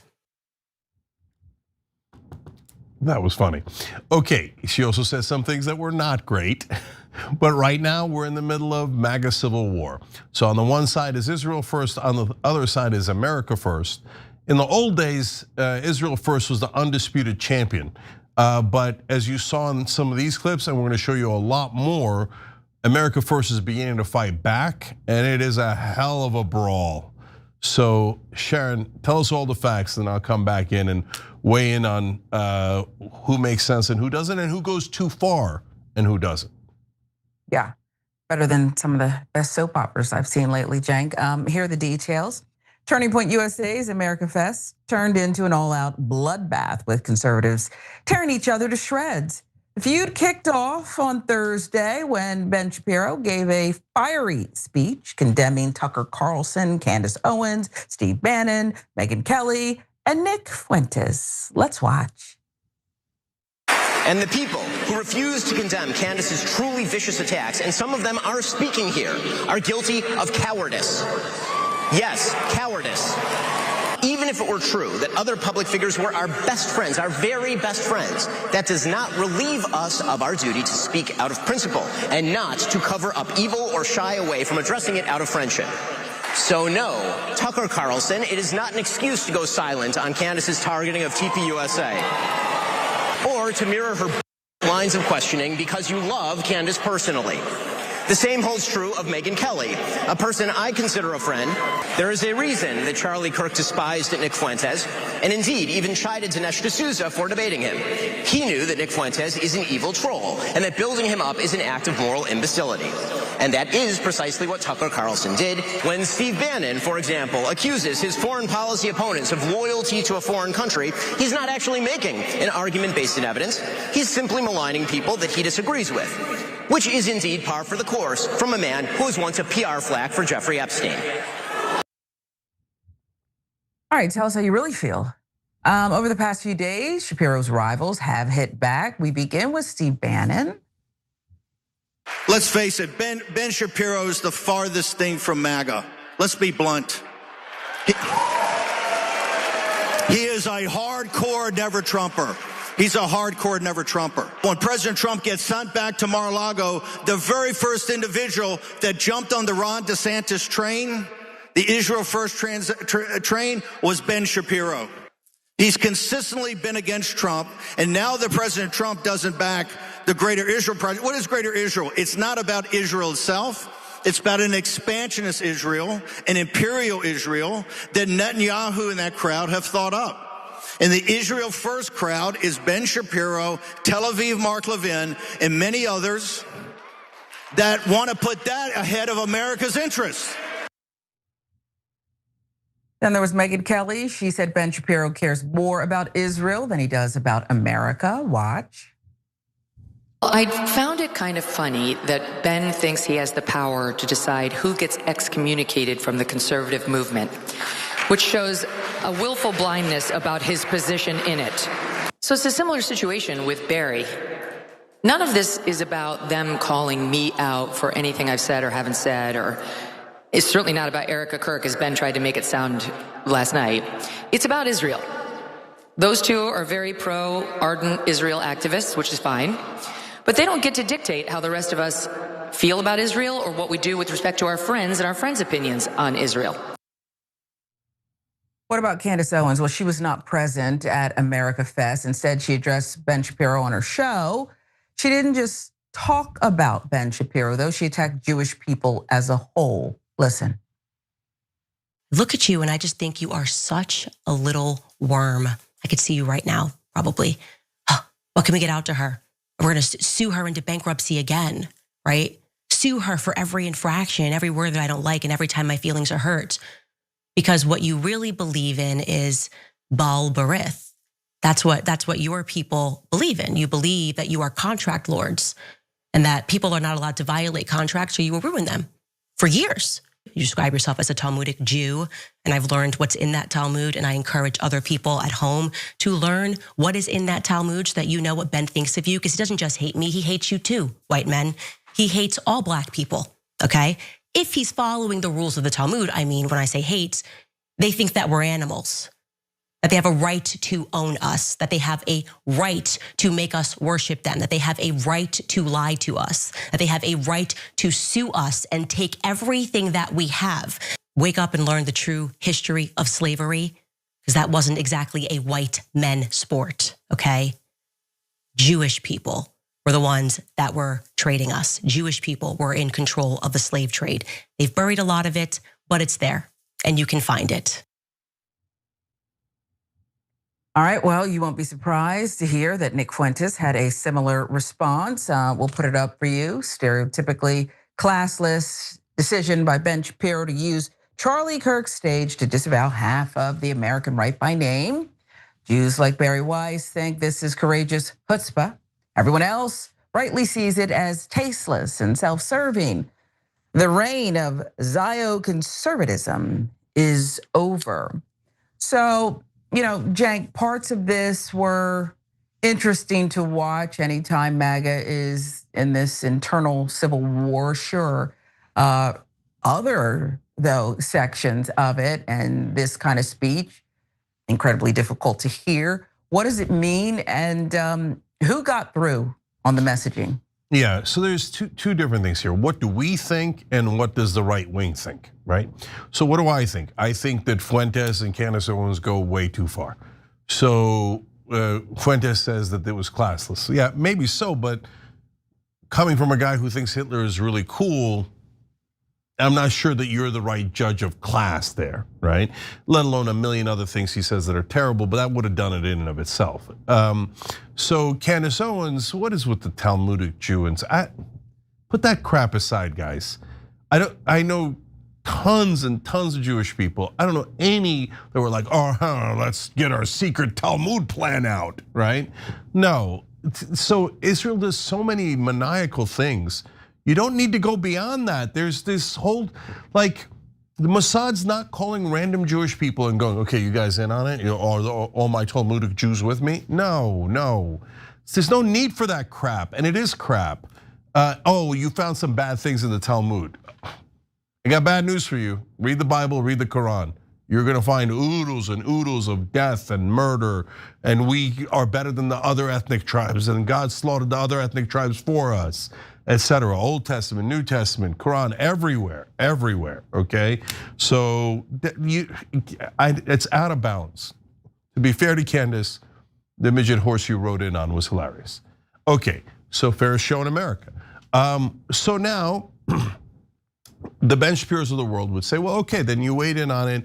Candace is wrong, and so that means she's wrong about everything, and no one should ever talk to her, and we should put her in a cave and seal it. And no, she can talk to anyone she likes, and people can agree or disagree with whichever things that she says. I think when she goes out of bounds like that, it hurts everybody, and it most certainly hurts her credibility, right? But does that mean that by definition, the things she said in the past about Israel or whatever is wrong? No, we all agree the sky is blue and the grass is green. That doesn't mean that we have to disagree on that if we disagree on other things. Okay, but that's easy, guys. And Nick Fuentes wasn't at TPUSA, and Candace Owens wasn't at TPUSA and AmFest. But Shapiro basically is saying, if you even talk to anyone that I have deemed to be anti-Semitic, now you could tell that he's lying and it's all about Israel, because he then also takes it to Tucker Carlson. Now Tucker Carlson hasn't said the things that those guys have said. In fact, he has said now literally dozens of times, being anti-Semitic, judging anyone based on the religion they're in, the race, the ethnicity that they're in, and not as individuals, goes against his core faith, and that it is deeply wrong. Now I know, and there's a lot of good folks on the left who believe, no, he's lying, it's a trick. He's telling everybody to be good guys because he secretly wants them to be bad guys. Okay, well that trick is executed so well that millions of his listeners have heard now dozens of times, be good guys. I don't know when he pops out of a cake, right? And goes, supplies, I was just kidding. Maybe it happens, maybe it doesn't, but to cancel him and that no one should be allowed to talk, no. You don't get to tell us who we talk to and who we don't talk to, but we've almost gotten used to it. It's actually an absurd conversation to begin with. Like, when did we ever come up with the idea of, if I don't agree with something that person has said, no one should ever be allowed to talk to them ever again? That's honestly just an Israel first idea. And the reason that they came up with that idea is there's so many things to criticize Israel on. So what do you have to do? And if you start a conversation on Israel, it's super obvious, right? They go, oh, we're a special ally. You ask them, what does that mean? They have no answer, so they say anti-Semite. And then you say, okay, what do you mean Judeo-Christian heritage? In the 1940s, it didn't look like we had that, right? Anti-Semite, wait, hold on, I'm trying to have a conversation. Shut up. Everyone should shut up, otherwise they hate Jews, right? Oldest trick in the book. Ben Shapiro and Mark Levin have used it 2,000 times. And now everybody's sick of it. That poor old pony, that one-trick pony. They beat that midget pony to halfway, 3/4 way to death, and then back, and they Lazarus them, and then they beat him again to death. Everybody's an anti-Semite. So everybody's sick of hearing that crap. It's not true. It's used to bully Americans into submitting to a foreign country.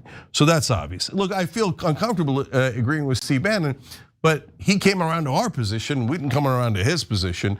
So he now, Steve, you didn't know about Israel first before, but now apparently he thinks, okay, I'm gonna start talking about it now and make that distinction. No problem. And so, okay, last thing on what I think, and then we'll move to the MAGA guys. So when Ben Shapiro was giving that speech, he said, you have an obligation not to cover up evil. Yeah, that's why Tucker's speaking out against Israel, right? So thank you for making our case for us. But as he's doing that, he's like, hey, look, 20,000 children murdered, evil. And Ben Shapiro's like, shut him up. You have an obligation to speak against evil. Shut him up. Shut him up about our evil. And when I say our evil, Ben Shapiro, I mean, you'd have to be brain dead to not know that he cares more about Israel than America. I mean, does anyone really think that? Like, oh, Ben, he really is looking out for America first. Oh, Israel, oh, he happened to hear, but is that it? Oh, that's one of the foreign nations, right? Oh yeah, I guess they're an ally. They're one of our allies. It's important. No, everybody knows. Ben, you can keep calling everybody an anti-Semite. You can call 350 million Americans anti-Semites. We all know, dude, you're not very good at hiding it. That's the only thing you care about, the only thing Mark Levin, Laura Loomer, et cetera, care about. Then he called Nick Fuentes an evil troll. Ben, we're calling people evil trolls, are we? Takes one to know one. So, okay, that's like his whole career, is being a little evil troll. Yeah, America should serve Israel. All right, brother. Oh no, trope. Okay, no, but it isn't about, see, and the way that they hide behind all Jews is also extra vomitous, right? You say, hey, Ben Shapiro, you like Israel too much. Doesn't say anything about my friend Dave, right? And you're trying to get America to follow, and he's like, no. You're saying that Dave and Ben and Jason are saying it. No, I never said that. You're saying that because you want to hide your disgusting pro-genocide policies behind good Jewish people who never signed up for it, okay? So, all right, now more importantly, what does MAGA think? This is turning into a rout. Like, it started as like, wait, can we say something against Israel? It feels wrong, it feels like we're gonna be fired at any minute.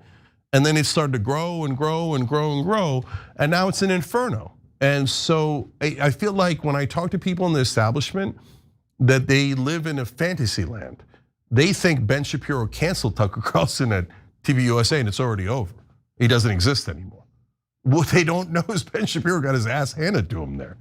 Like, they live on a completely different planet where Israel is the good guys and angelic, and the whole country, the whole rest of the country are filled with vicious haters of Jewish people who are like, let us attack, but they won't let them because they're the forces of good. I mean, they're hilarious. I've never seen people so detached from reality. And those are all the people pretending to be objective reporters and politicians who represent us. It's become a big joke.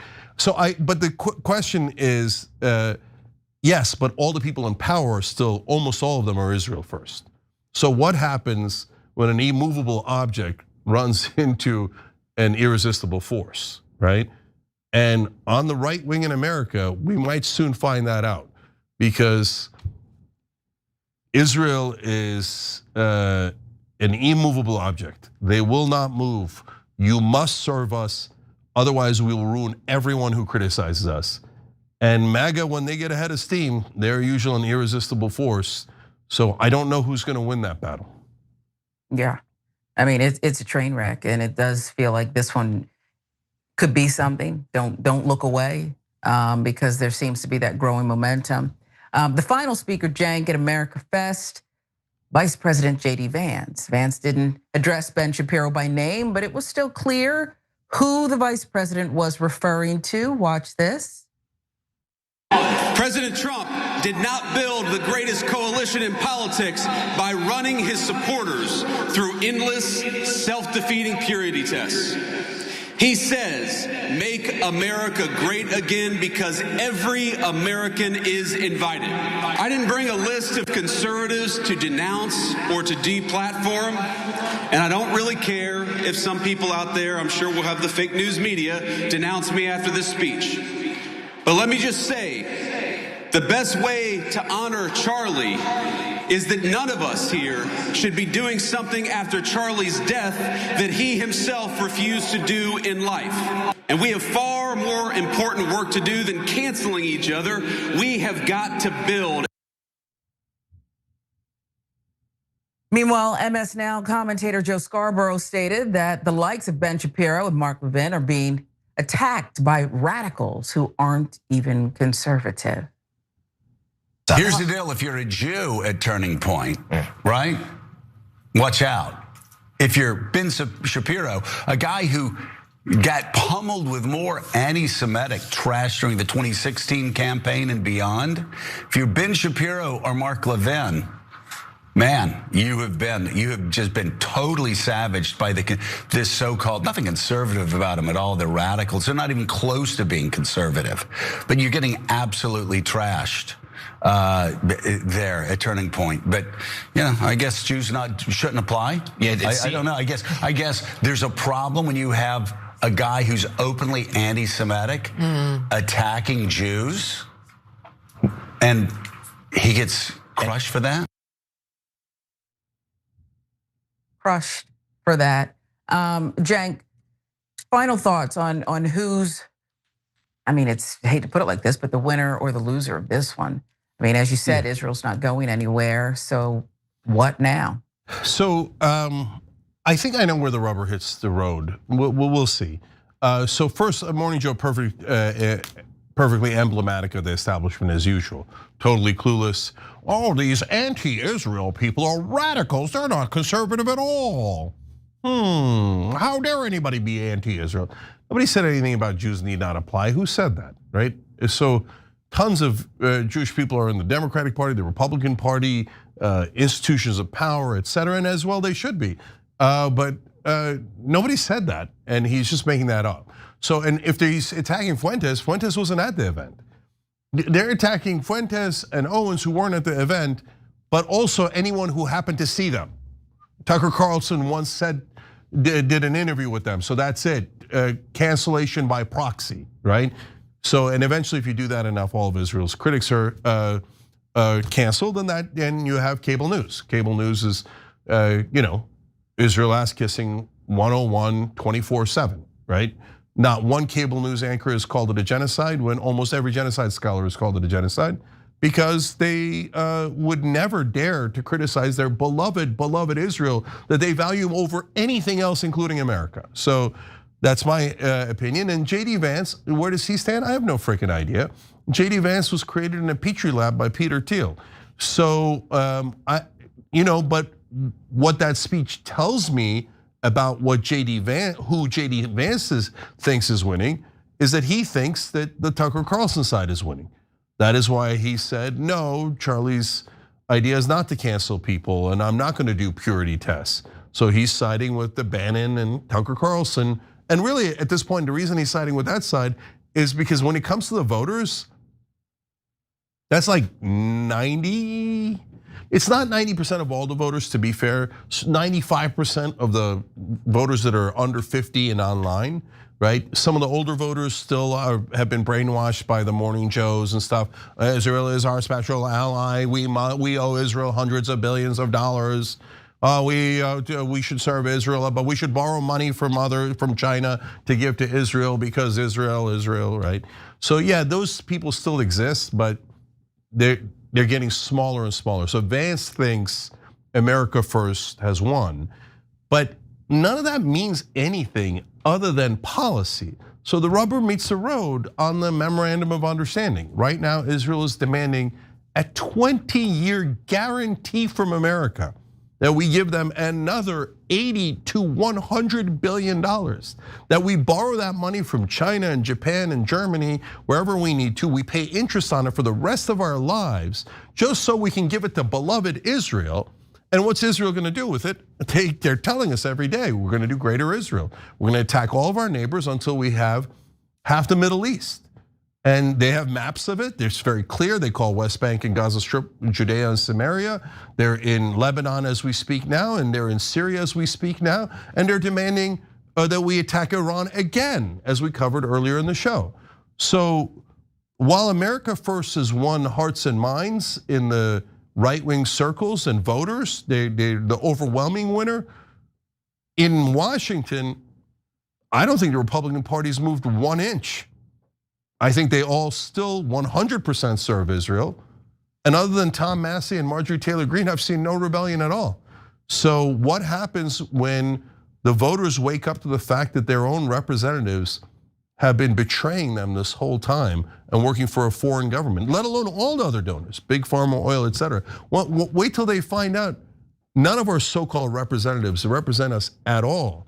And their job is to rob us, to take our taxes, give it to governments and companies that are their donors.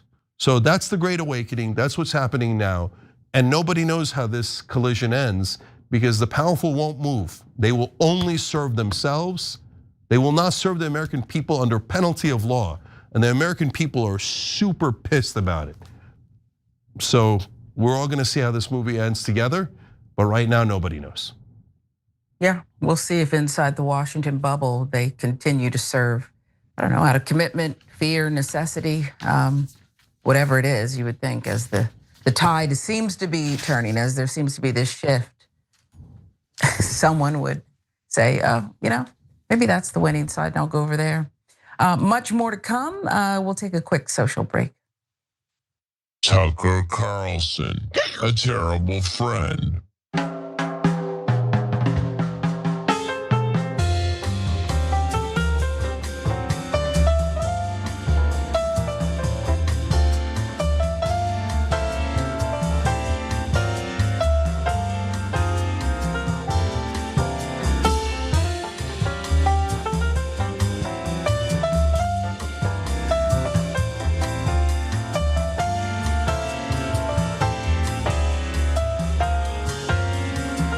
All right, back on TYT. Lou B says Vance won't make it through the primaries. Massive sleep fest. Lobbyist for Big Poor says I grew up on 60 Minutes in the 70s and 80s. When I started paying attention to TYT, my thoughts were that I had finally found something as honest as 60 Minutes. Well, that's a big compliment, and I appreciate you because 60 Minutes was the best in the business for a long, long time, and it is sad to see them get basically neutered. Just like almost all of our other corporate media. So, but thank you for that comparison, I appreciate it. Nerd Ferguson says, right-wing MAGA influencer drama is becoming more outlandish and cheesy than pro wrestling. Yeah, I hear you guys, but look, at least they're having an ideological battle, right? And they're hashing it out. Our side is so calcified. We're like, when do we actually fight? So we're beginning to get frustrated at Democratic leaderships and some fight is brewing, etc. But no, we need to have a real accounting. I mean, this number one problem for the Democratic Party is that our voters are unwilling to say, hey, that Democratic senator right there is a crook. He doesn't work for us at all. He works for the donors. That's considered third rail heresy, hair on fire. You cannot say that about the beloved Democrats. But that's 90% of them. Sorry, but they take the same donor money. It's just good cop, bad cop. We need to have a reckoning within the Democratic Party because it's so that the voters are represented. If you don't have that reckoning, you're not gonna ever fix the problem. So I think they're doing it right over there. I mean, they go to way extremes, I get it, and I'm against the extremes. But it's better than us, we were like, oh, don't say anything, don't say anything. It's breaking a little bit though, like when Cory Booker, Gavin Newsom, etc. get challenged. That used to never happen. Emberjack09 says 20th anniversary is special. I swear it was 15th anniversary like a year ago. Time has no meaning. Yeah, it is flying by. Tuggan the Tubman says, I was visiting Iran when the first treaty was under negotiation. The people there were full of optimism and there was nowhere safer on earth for an American doctoral student to attend a TB conference. And unless you listen to Bill Maher, Iran, the minute you step in, they murder you. All Muslims are evil, murderers. That's why we have to kill them first on behalf of Israel. Okay. Greg Hill says, Cenk, if Israel is also powerful, how were past US presidents able to shut down their wars? No, we never shut down. Look, guys, first of all, nothing's black and white, right? Are there other factors? Of course there's other factors. Have they gained power and receded in power at different times? Yes. Are they at near maximum power now? Yes. But their wars overall have not ended. They just take a pause and then they wait for things to calm down and they go back to slaughtering, doing self-defense and grabbing more land and more land. They just attacked 7 of their neighbors. So which wars have ended? None of them have ended. They're never gonna end until they get almost the entire Middle East for greater Israel. SM says this dude, Bibi, got his own room at the White House. He left his toothbrush last week. Yeah, apparently. Okay. Check out shoptyt.com for TDR hats, limited time.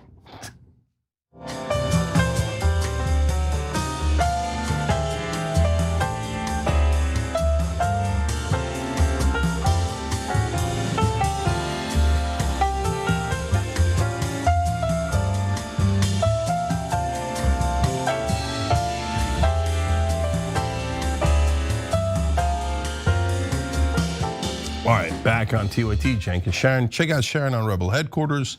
Check out our podcasting network. You get to listen to any of the shows anytime you want. Then I was telling you guys during the break that you get 15% off at Shop TYT on the Activist collection, but you do have to use a promo code, and I didn't tell you. So the promo code is Gear Up. Use Gear Up as a promo code and get limited edition TDR hats and the Activist collection 15% off. All right. Tonight, YouTube's our 20th anniversary on YouTube. That's at 8 o'clock tonight in under half an hour. And then next Monday, Turks and Jerks. So everybody stick around for that. All right, Sharon, what's next? Vance, 2028, Cenk. We're gonna ensure that President Trump has Congress for all 4 years. We are going to get my husband's friend, JD Vance, elected for 48 in the most resounding way possible. Way to jump the gun. Erica Kirk raised a few eyebrows during her speech at AmFest over the weekend by publicly endorsing JD Vance for president in 2028, despite the fact he has not yet announced plans to run. Cenk, your 2 cents before we get into the rest. Yeah, we're gonna show you a poll in a second of how the different contenders are doing. What's hilarious is that the polls don't include anyone who can actually win, in my opinion. So, and the second part is Erica Kirk endorsing JD Vance this early is curious. And others have also noted how curious it is. So come back and talk about both those things. Word of the day, curious. Let's get to that poll Cenk talked about. According to the latest Real Clear Politics polling average, JD Vance leads as the top contender for the Republican nominee with 48.8%. Don Jr., 11%. Marco Rubio, 9%, 9.3%. DeSantis, 9%. Nikki Haley, where's she been? 4.5%. And Kennedy, 4.3%. We'll see. While Trump has been very non-committal on the topic, Erica Kirk has been pushing for it over the past few months. She says it's what her late husband wanted. That was the thing that my husband was very direct about. It was, interestingly enough, one of the last few conversations we had was how intentional he was about supporting JD for 28. Yeah, he was totally behind JD. And he was largely 100%. Responsible for Trump picking JD. Mm-hmm. Marco Rubio also backed the idea, telling Vanity Fair this: if JD Vance runs for president, he's going to be our nominee, and I'll be one of the first people to support him. But is this really what Republicans want? Let's go back to that polling, shall we?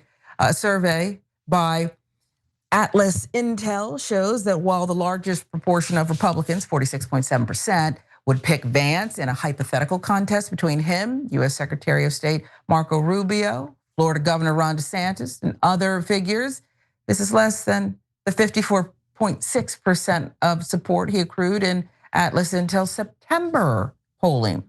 A few top Republicans have already refused to endorse him, including Rand Paul. Watch. I know it's early. What do you make of this? Is J.D. Vance the heir apparent here?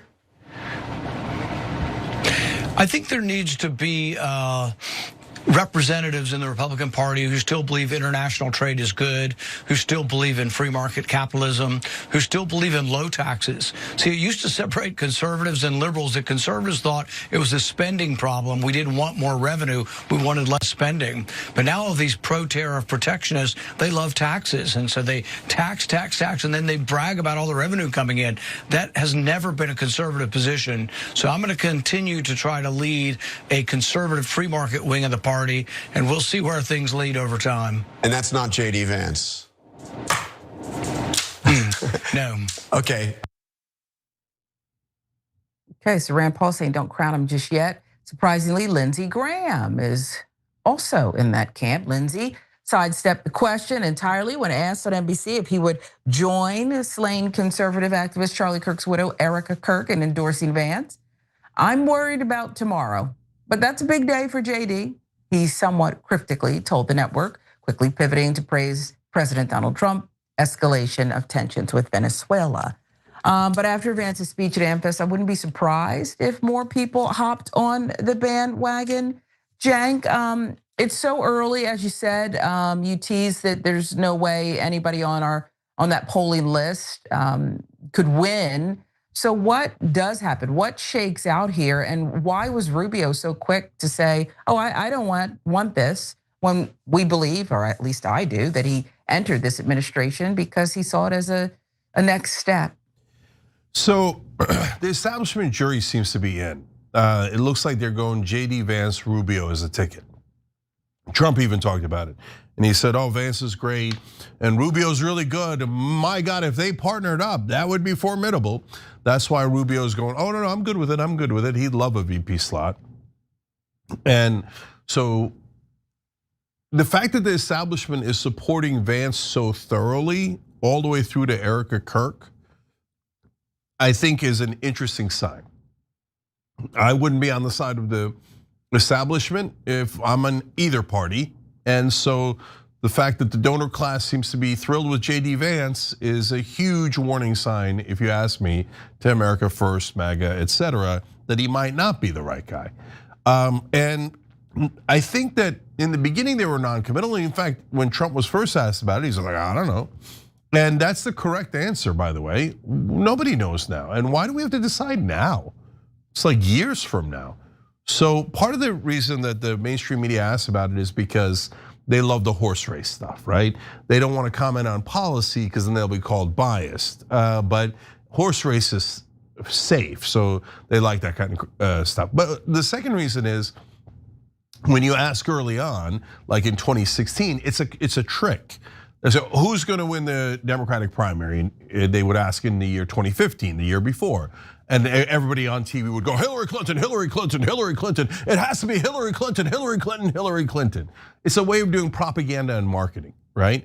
So then somebody, a lone voice, if ever, almost never, right? But I would scream from the internet, and very rarely I'd make it onto TV and say, Bernie Sanders. And then the whole table would laugh, Bernie Sanders. So that's what they're doing in this case. And the fact that they're doing it in favor of JD Vance speaks volumes.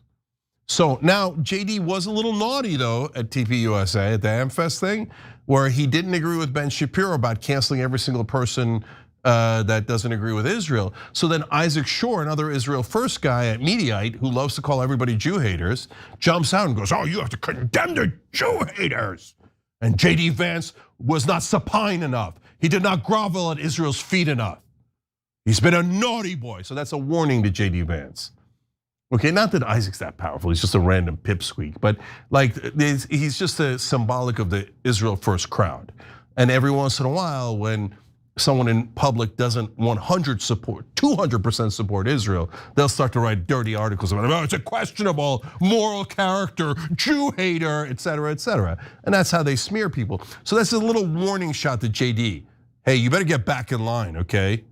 And JD's apparently sophisticated enough, savvy enough to know I should pretend to be America first at a minimum before I get into office. And then of course I'll be Israel first. And Palantir first, and Peter Thiel first, and Silicon Valley first, etc. So Rand Paul, of course, is not going to agree to this because Rand Paul is probably going to run against them. So keep it real on that. And he's right, there is huge differences on things like war and taxes and tariffs, etc.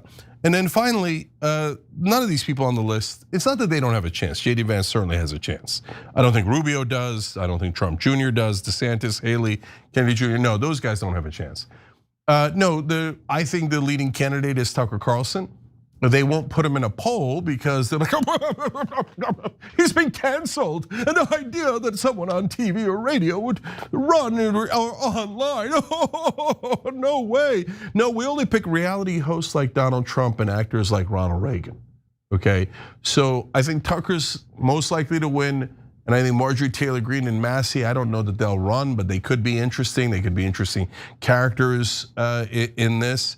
I think Tucker beats all these guys easily. I don't, and I think that he'll, but I don't know. Like there's a lot of games behind the scenes that I don't know, Sharon, right? So far Tucker seems to be on Vance's side.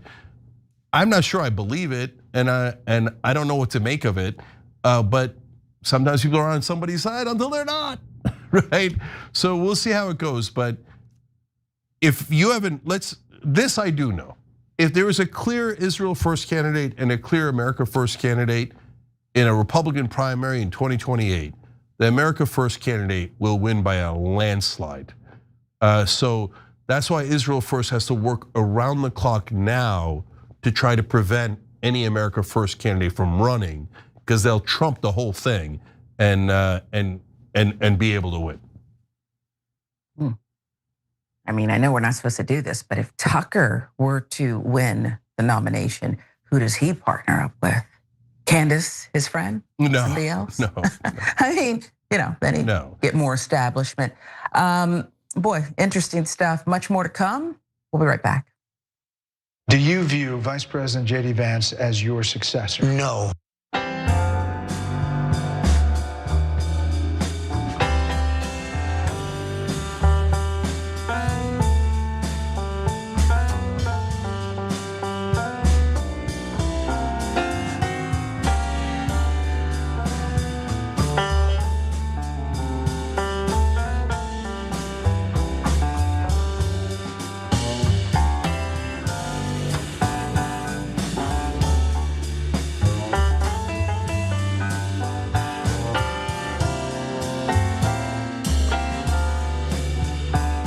All right, let's go to Super Chat. Jeff Stowe says, thanks for 20 plus years and God bless TYT. Jeff, you're awesome, thank you.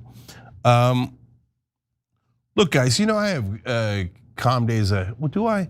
I have animated days, but thank you for sticking with me and us all through all these years. We appreciate you guys, we appreciate that you didn't get tired of my antics and that you want someone fighting for you. So I can't say enough good things about our audience. All right, Metallica writes in, or iMetallica. I wonder if this is all a plan to make all Jewish people around the world feel unsafe and have them move to that colony. It's interesting you say that because I saw a video by Orthodox Jewish groups making that same point. So those are the guys who have been against the nationalism that Israel created from day one. They're like, it's not a good idea and it'll seep into the religion and pervert the religion, right? Oh my God, they turn out to be totally right. And they're going around saying, no. They're trying to make you all scared so you run into Israel. This is all about nationalism. And they're putting Jews in danger to do that, right? I think they're totally right. Ludbase says, I'm more convinced than ever that leverage Epstein had is the true power holding together an increasingly fragile geopolitical status quo. Well, there's a lot of evidence to that effect. I mean, he's apparently was, as I've told you, one of the most powerful people on earth. He was in the middle of the Iran-Contra affair. It's amazing the things that he did while being a civilian. I know a lot of civilians who organized Israeli secret intelligence and the CIA to trade arms for weapons and run the planes that did that whole operation. There's a lot of civilians who do that. To this day, the New York Times says it's a conspiracy theory that Epstein might have been involved in intelligence agencies. I mean, it's hilarious. They're joke. They're a total joke. Michael Catalano says the idea of a foreign leader telling our president what our options are is absolutely nauseating. I wish Trump would play strongman now. By the way, I mean, that's my theory, is that so the people in Israel love Trump now because he's given them everything they wanted, Golan Heights and move the embassy, crush the Palestinians, etc. So he's super popular. But the reason why the leaders have not been on Trump's side, sometimes overtly and a lot of times covertly, the Israeli leaders, is because they think Trump's a wild card and they don't like wild cards. They like people they can 100% control, like Joe Biden, Ted Cruz, Marco Rubio. They don't want their servants disobeying them ever. They think it's insolent. Gray Scott Epsilon says the right is experiencing an awakening right now. Don't diminish it by calling it a war. Israel is being exposed as a source of evil in multiple areas. This awakening is desperately needed by the left. No, but there's nothing wrong with a war. Like I said earlier, I wish we had a war on the Democratic side so we can clean out the corporate goons and the people oppressing us and fight for real Americans. All right, specials coming up in about 11 minutes. So stay right here for me and Anna as well. We'll be right back.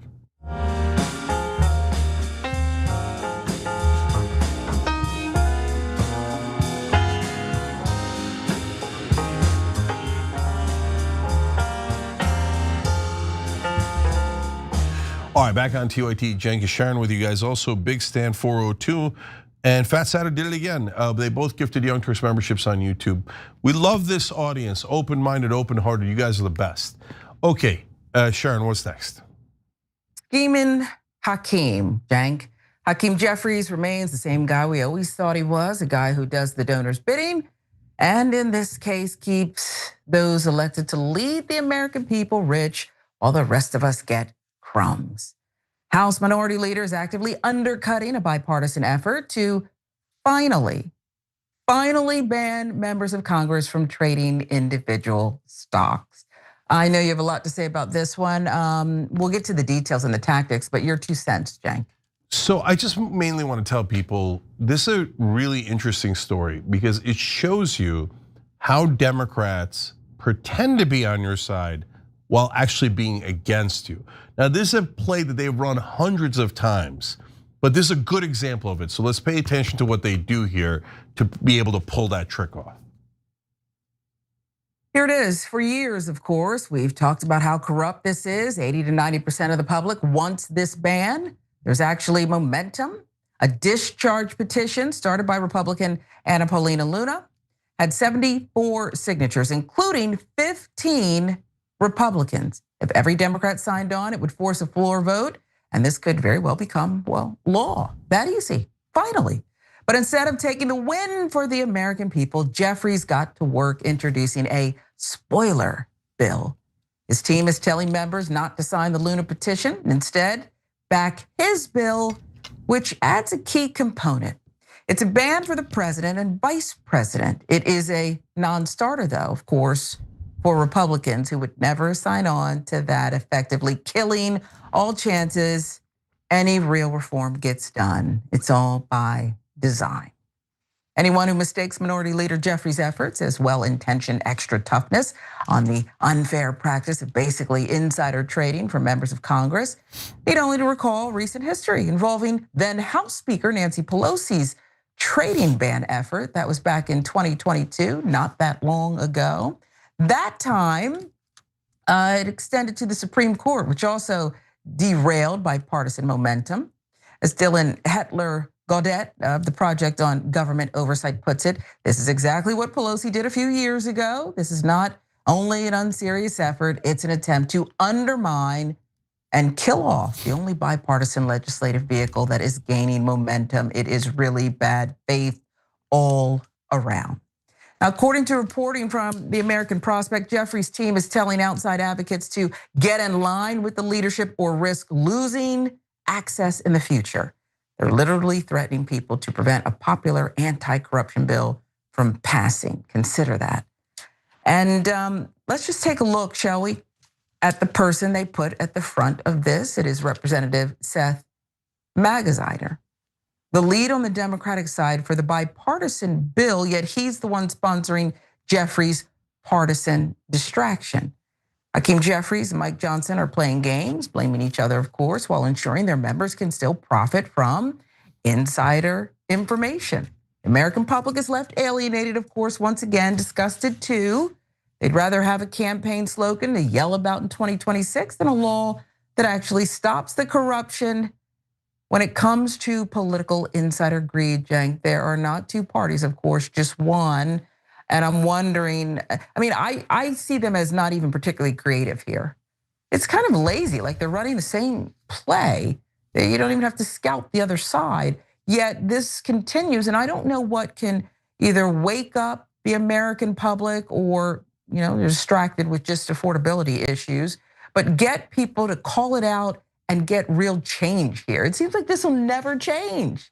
Yeah, we need more brave representatives like Ro Khanna. I mean, he's like a one-man army, but it'd be nice if there was 3 or 4 of them. Maybe they could take different avenues. This is the hardest one because it's pointing out the hypocrisy or the lies of a fellow Democrat.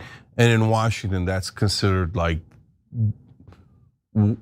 worse than anything you can imagine. Like to them, like us authorizing the death of hundreds of thousands of people is not anywhere near as bad as being impolite to a fellow Democrat. So let me explain the game that's being played here first.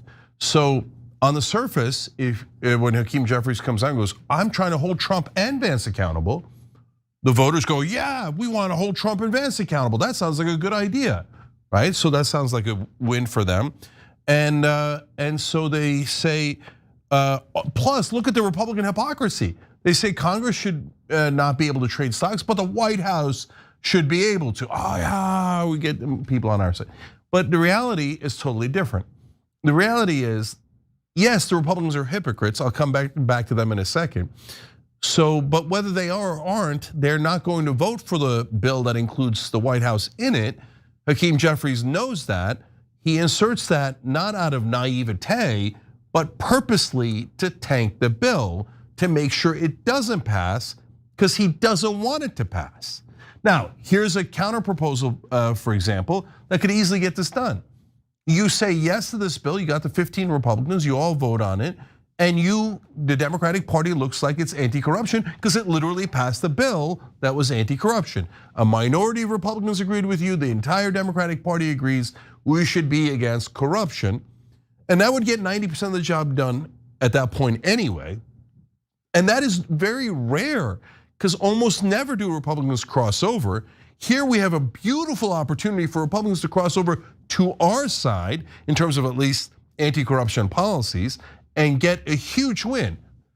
And then after that, there's nothing stopping you from introducing a bill saying, hey, since we just passed it for Congress, it should also apply to the White House.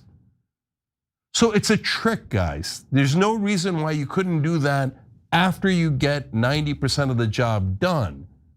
It's just that the Democrats in Congress want to be able to trade on stocks. And maybe they have a legitimate argument, but they've never made one. Instead, they've pretended they're in favor of this while quietly, secretly killing it off. And so what we need, Sharon, is in this case, like establishment media has covered up all the crimes of the corporate Democrats and the corporate Republicans, right? So if you talk about this in establishment, they never even talk about this. But if they talked about it, they would tell you that Hakeem is fighting for the Democratic voters and Hakeem's an amazing leader and a masterful legislator and a blah, blah, blah, blah, blah, blah, blah, right? No, we need more people calling BS. So we've been doing it for 20 straight years and we've been battered by the Democratic leadership. And guys, whenever I say the Democrats are lying to you, et cetera, of course I mean the politicians and the leadership. They're lying to their own voters. The Democratic voters are the ones we have to protect along with all the voters. So, but you can't, like so far online media has not been able to, at least on the left, been able to overwhelm establishment media. And now we're making a lot more headway. Now people realize Democratic leadership sucks, as we've been telling them this entire time. They take donor money like we've been telling you this entire time. They're corrupt like we've been telling you, et cetera. But it still hasn't crossed the tipping point, in my opinion. So, but the way you get into establishment media is you get esteemed legislators to say it on the record. So, for example, if AOC came out and said, what Hakeem Jeffries is doing is ridiculous, we should take the win, apply the stock ban to Congress, and then introduce a bill to go get Trump and Vance. We hit both birds with one stone. But she won't say that because then, oh, she has offended Hakeem Jeffries, she's been naughty, and all the other Democrats will yell at her, and mainstream media will yell at her. And she doesn't want that. She doesn't want that fight. She doesn't want to be uncomfortable. That's why, and I say AOC because she's a big example of it, but apply to literally everyone else in Congress minus Ro Khanna and Bernie Sanders. Where are they? So they'll never oppose Hakeem. So this is just going to go around and around. And our own voters, Sharon, honestly get lied to more than the Republican voters do, because at least the Republicans fight within themselves and you get to hear the two options, right? On our side, we're like a voice in the wilderness going, they're lying to you, they're never gonna do the policies. And we could prove it like we do in this case. And the rest of the media and politicians are like, bow your heads, otherwise you support Trump. Make sure that the corporate donors win, right? There's a little bit of a rebellion. I hope the rebellion gets much, much larger. But for now, the fix is in. I mean, that's just the way I feel about it. For now, the fix is in. What good is being a minority leader if you're not really the leader and Nancy Pelosi's telling you do this and yep, I'll do it just because I want that position. And the power, the money that goes with it, I guess. Yeah. It's been real. I'm gonna be watching the special. All right, sounds good. That's Hakeem Jeffries' entire career in a nutshell, by the way. All right, when we come back, 20th anniversary special on YouTube, you crazy dog. We're gonna have a really good time going over the 20 years, so come right back for it.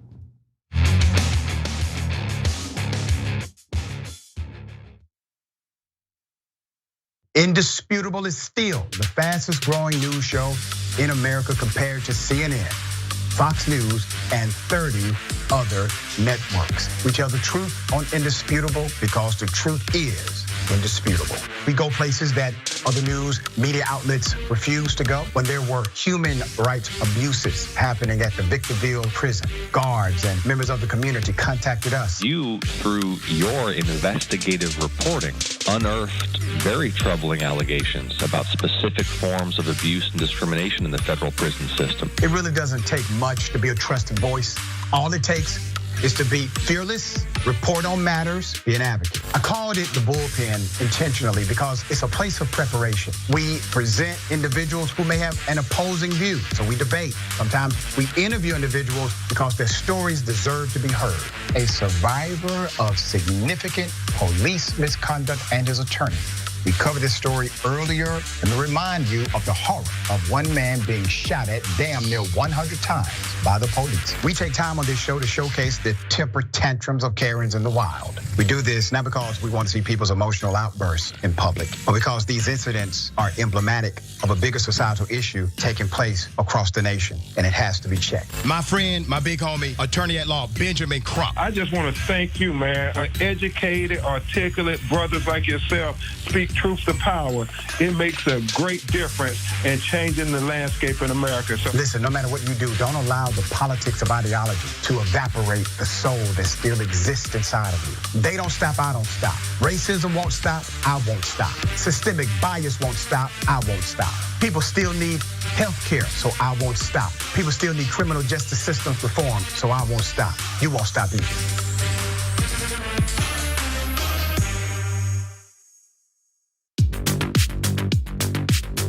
I'm wearing one of our pieces of merchandise. So the funny thing about the Dragon Squad, and that's what our viewers call themselves. That's the name of the group, but every individual chooses their own name. You might have Cincinnati Dragon. You might have Harry Potter Dragon. We have a Grandma Sunshine Dragon is one of those that I remember. These are people that like to have an element of themselves, their lives, what's significant to them reflected as a part of the community. But the concept of the Dragon Squad is just something I threw away as a joke. I was mocking the Proud Boys, these like right-wing groups that come up with a name for themselves that they think is cool, but it's actually really lame. And I thought, off the top of my head, I can come up with something that's still kind of lame, but much cooler. And so I threw out Dragon Squad and I just moved on with my life. But everybody liked it, and so they kept it going, and so we've embraced it. And I think again, this was during the period of the pandemic. I think it was sort of nice to have a renewed sense of community, a feeling that you're a part of something when everything seems so chaotic.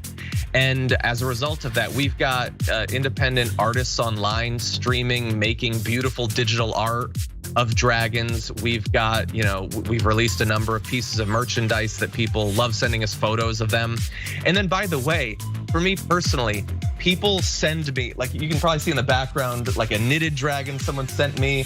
There's a dragon book they sent me, dragon board games they send me. People have done like custom ironworks, making dragon bottle openers. Like the fans are super invested in diamond art and things like that. And so it's great that they send this stuff. Sometime we're gonna have to set up a wall of all of it. But yeah, it's definitely brought the community a lot closer together. The fact that we were no longer in this big studio, I felt a lot more personally attached to people. It felt very immediate. And I know that I personally needed the connection.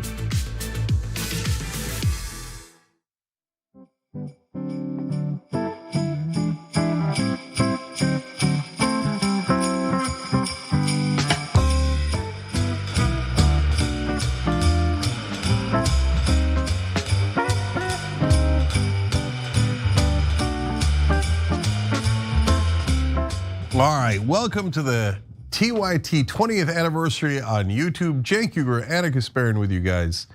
Anna, you're off this week, but you're coming back to do a special, so we appreciate it, sister. Of course. I mean, how could I not be here for the anniversary special? I feel like that would be kind of lame. Okay, it's so 20 years. Here, I'll do a shout out real quick to the folks who just joined, but people have been joining for the entirety of this time here. We actually came up with membership back in 2005, so it's our 20th anniversary for that as well. S-Box Shalian just joined, and Mark Sayers upgraded to premium through the join button. You guys are amazing. You're the heart of this show and this network. When we first started, we had nothing, and we did it out of my living room. Anna wasn't around for those days, but that was 23 years ago. We started out at Sirius Satellite Radio's first original talk show. And then we moved to a small radio, well, it wasn't a radio office. We took the tiniest little office you've ever seen and we turned it into a radio studio. By the time Anna joined us, we had moved on to online video. We just kind of started. So Anna, has it been what, 19 out of 20 years for you or along those lines online? Yeah, so in April, it'll be 19 years, which is depressing, to be honest with you, so depressing. That's literally half your lifetime, okay? Okay, yeah. So anyways, but I'm super proud of it, to be honest with you. Look, I'm proud that we built it with a community. I've told the story many times of folks coming in and literally giving us equipment worth thousands of dollars, giving us advice. We built this thing together and we raised money for this studio. We wouldn't have had it without the audience. We did hire reporters with money that the audience gave us. On and on it goes. And at this point, let me give you some stats on the Young Turks channel. That's the flagship show, TYT, of course. Ooh, stats. Stats are fun, always zany. Okay, you ready? So right now, Young Turks channel on YouTube stands at 6.37 million subscribers. We have over 70,000 videos and over 7.2 billion views. That's a lot of views. Yeah, let me give you a little bit more. Let me give you some context for the TYT network overall, which is many more shows, Damage Report, Indisputable, Watch List, and it goes on, Rebel HQ, etc. We overall on YouTube, we have 14.3 million subscribers and over 164, nearly 165,000 videos and over 13 billion views. And these are all just on YouTube. When you include Facebook, Snapchat, and all the other platforms we're on, we're at over 30 million subscribers and 31 billion lifetime views. Last set of stats here. Hours watched, to give you a sense of context on that. 561 million hours or 23,375,000 days, or 64,041 years, or 640 centuries. People have watched us for the equivalent of 640 centuries. So, Anna, A, if I told anybody, but B, probably if I told you, when you came in 18, 19 years ago, oh, we're gonna get to 31 billion views and 30 million subscribers, etc. Not very many people would have believed us, right? Yeah, I guess you're right about that. A lot of people wouldn't believe us, but I believed in us. You obviously believed in what you were doing and what you were launching with TYT. And the fact that you believed in it made me confident in its success. You know what I'm saying? And it's interesting because all these years have passed by, all these decades have gone by, and we've hit so many different milestones, and it's worth celebrating. But something that I bring up to you privately all the time is the fact that like the early years of TYT are the years that I long for the most, because no one was really listening to us. There was a certain level of freedom to that. And honestly, I think a lot of people make the mistake of thinking that reaching your goal is like the ultimate, like it's gonna feel so good, it's the best thing in the world. But sometimes the journey is even better. So I think about the journey, and even though obviously we've had plenty of downs to go with the ups, I think fondly on all the work that we put into building TYT. Yeah, absolutely. And I'm gonna show you our first ever video on YouTube in a minute. But first I wanted to say, look, when I first started, and I'd say to people that were on YouTube, they'd snicker or they'd ask, what is that? And people were enormously dismissive.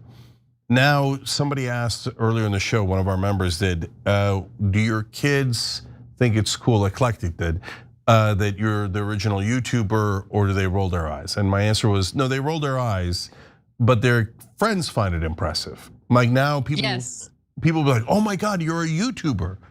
And if you told me 20 years ago, somebody's gonna say, oh my God, you're a YouTuber, I would have been like, wow, really? I mean, I believed all along, but I'm not even sure that I would have thought that that would be a big deal, right? Right.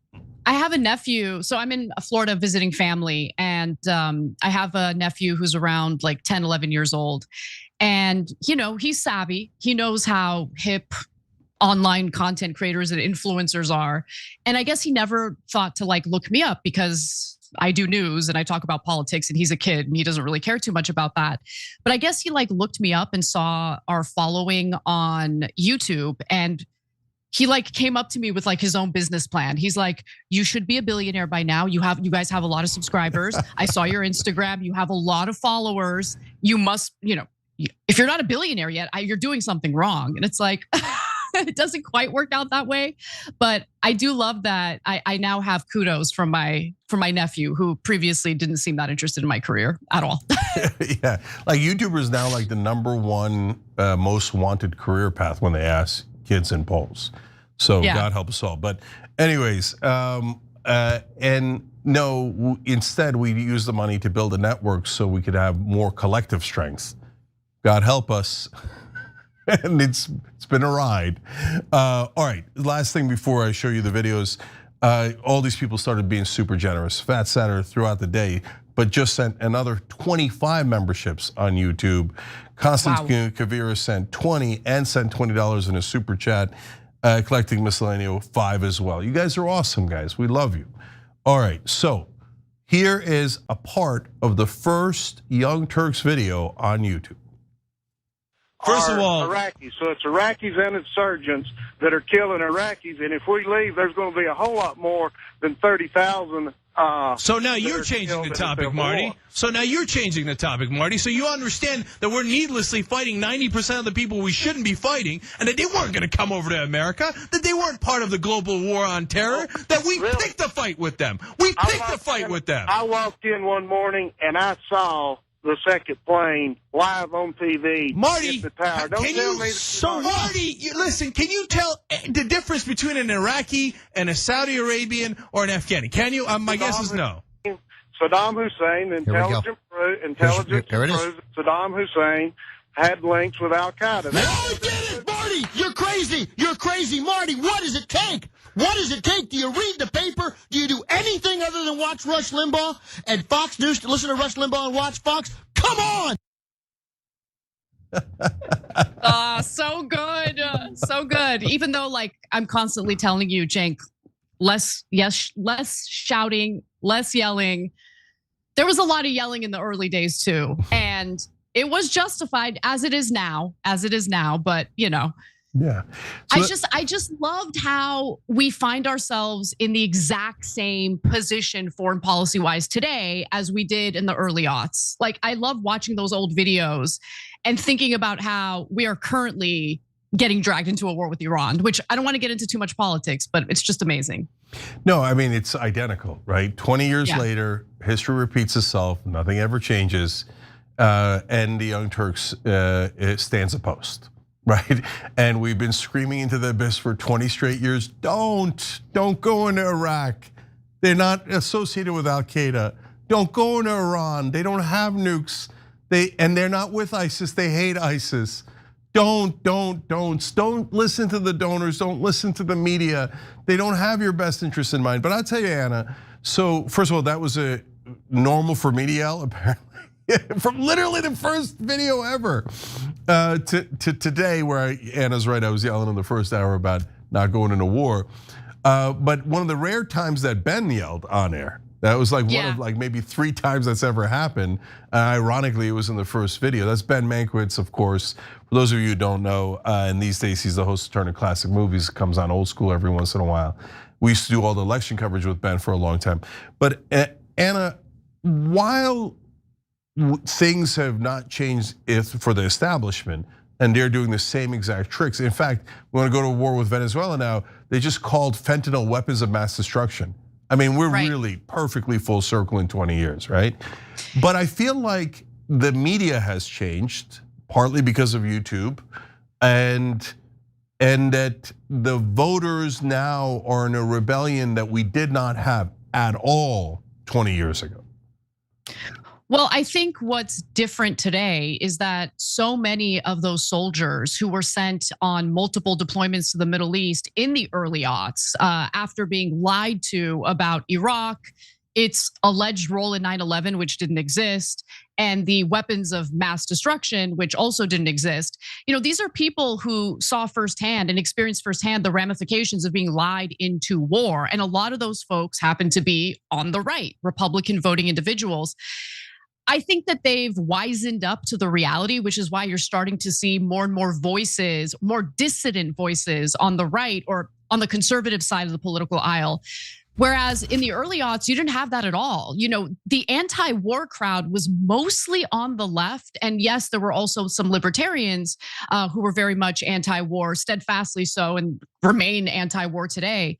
But the early aughts were a really difficult time. When I get frustrated with all of the lies that some people in this country buy into as it's being spouted by Israel and its supporters, I try to remember the fact that for the first time, unlike the early aughts, we have bipartisan support for a crazy concept, a crazy anti-war concept that actually seeks to put Americans in America first as a priority. So I have a little bit of hope because of that. The real question is, will this opportunity be squandered or will the momentum die down? I don't know. But what I do know is I want to be nimble and I want to be open-minded and I want to work with like-minded people to save as many lives as possible and avoid going to wars that we really shouldn't be involved in at all. Yeah, I think that historical context might be the difference between how we view some things and how some of the younger leftists view things online, to be honest. Definitely. Yeah. And I don't blame them because I have to remember I became politicized at a completely different time. And so for me, getting lied into war is one of the most infuriating things imaginable. That is what politicized me when I was in high school in the lead up to the Iraq war.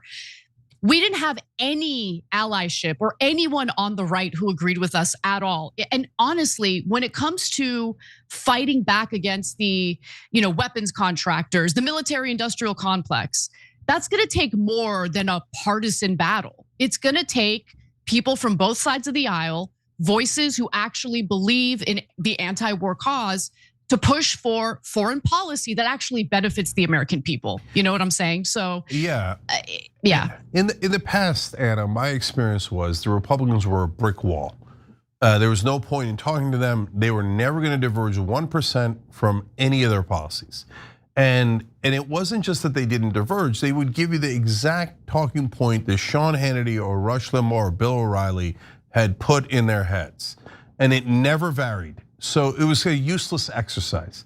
So just a little while ago, about a year and a half ago, and it actually partly started with Charlie Kirk. He comes on, and Charlie Kirk said a lot of things we don't agree with, etc.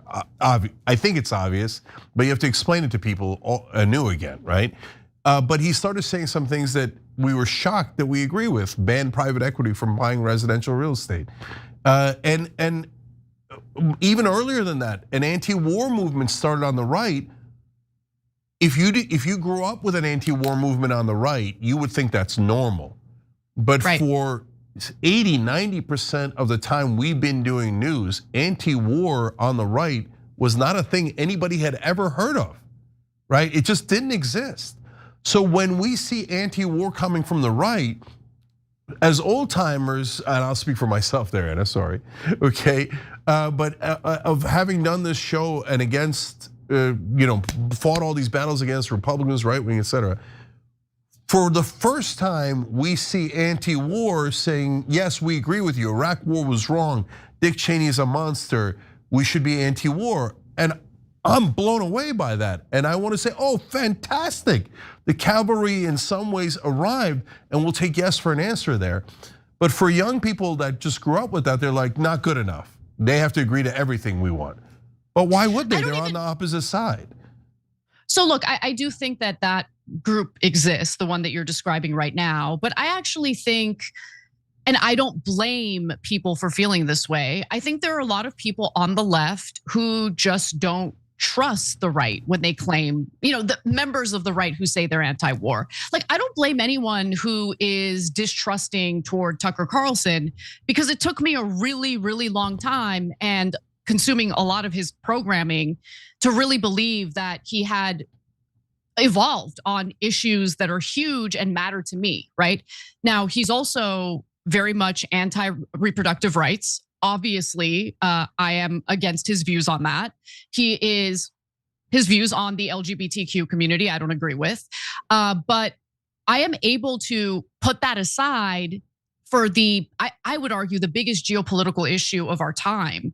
And it's the ongoing, unmitigated US support for Israel, which has led to us invading countries preemptively, which has led to us creating hostility toward the United States in the Middle East, which has led to us funding literal jihadi and terrorist groups in the Middle East on behalf of Israel. So all of this stuff really, really matters to me.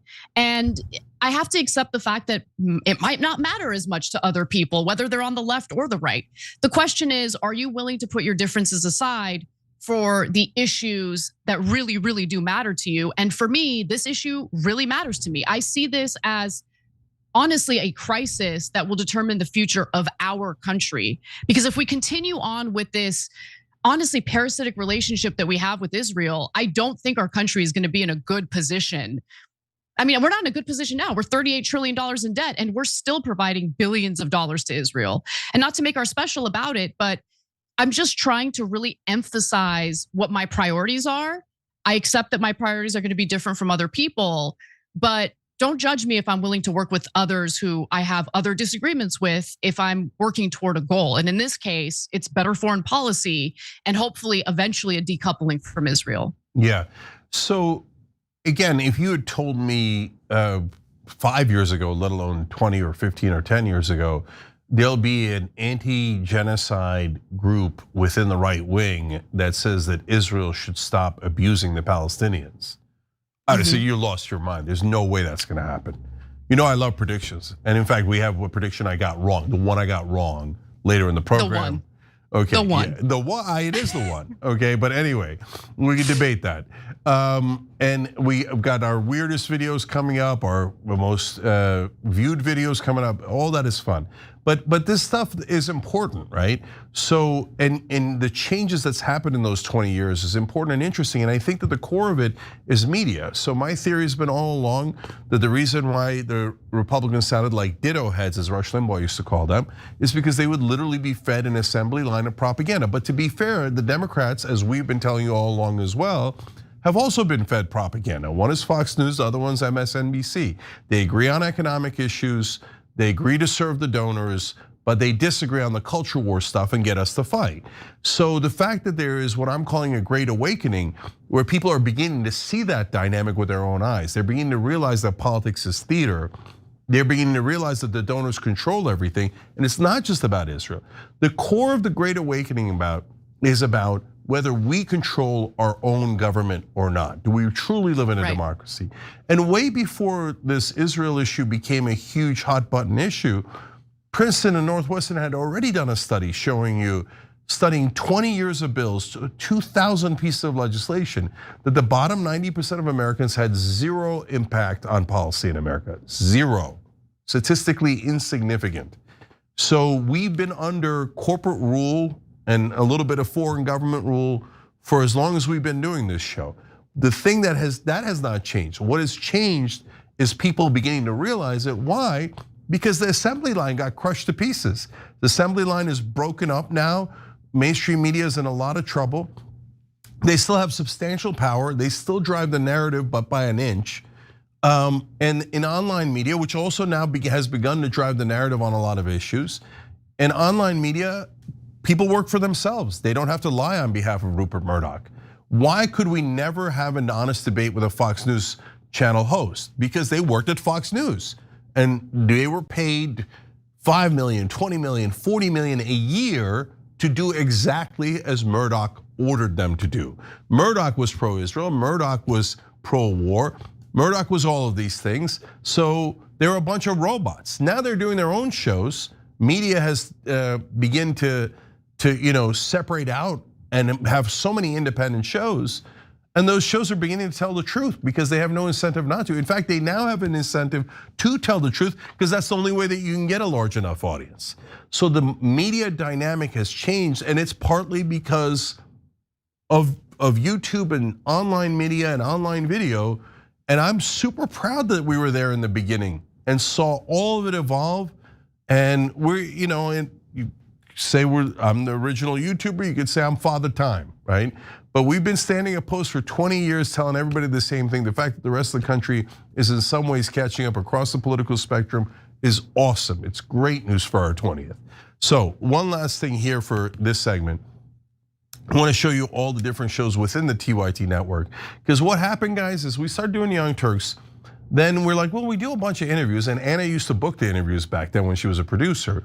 And we're like, why don't we do a second channel, call it TYT Interviews, right? We'll just take the interviews, we'll put it up there. And then Ben loved the movies, and we all love the movies, but obviously he's an expert on it. So we started What the Flick, and we started doing movie reviews, and we brought in Matt Atchity from Rotten Tomatoes and Christy Lemire from the Associated Press. It was a beautiful show, but a lot of you might not know all the different shows and channels we have. So let me just real quick go over them for you guys. Obviously there's TYT, meaning the Young Turks. Then there's Rebel Headquarters, Damage Report, TYT Sports, Indisputable with Dr. Rashad Ritchie, TYT Investigates, The Watch List, Democracy Watch, Comedian Destroys, Karen's Gone Wild, Resistance Report, TYT Network, No More Wars, Police Scam Network, WTF Politics, The Conversation, and The Revolution. And that doesn't even include our past channels like What the Flick, Nerd Alert, and many, many others. No More Wars is our channel. That's hilarious because I thought someone was just like taking our content and like reposting it. Yeah, we are. That's amazing. Okay. Because people repost our content all the time. In fact, all the time. Yeah. Yeah, that's going to get to one of the most popular videos we've ever done. Okay, Anna, before should we take a break? Yeah. Okay. Let's take a break real quick, guys. Weirdest videos, most popular videos. And then I want to ask Anna more questions about these last 20 years. We'll be right back.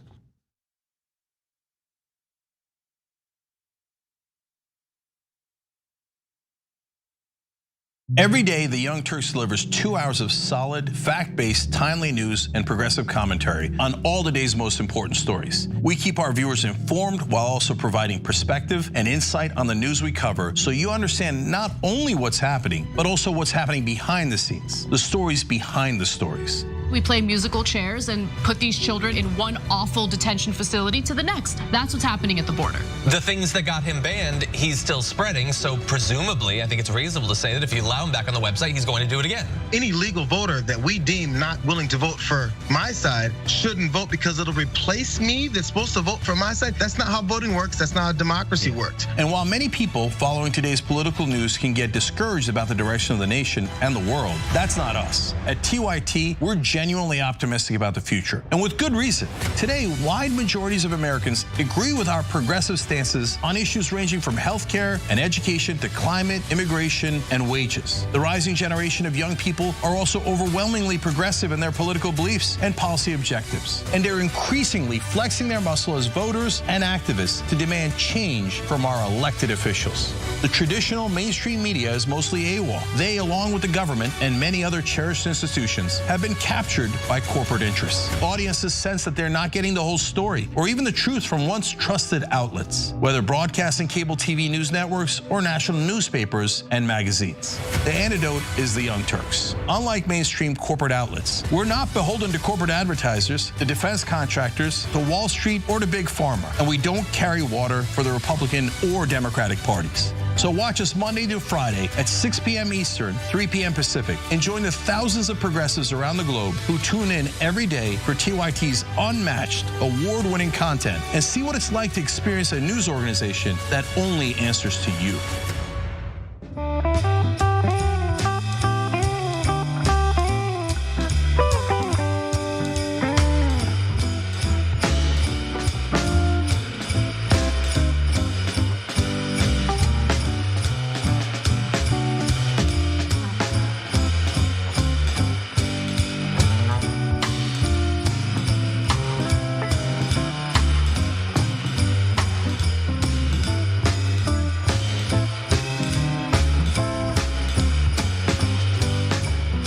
All right, back on TYT 20-year anniversary on YouTube. Cenk and Anna with you guys.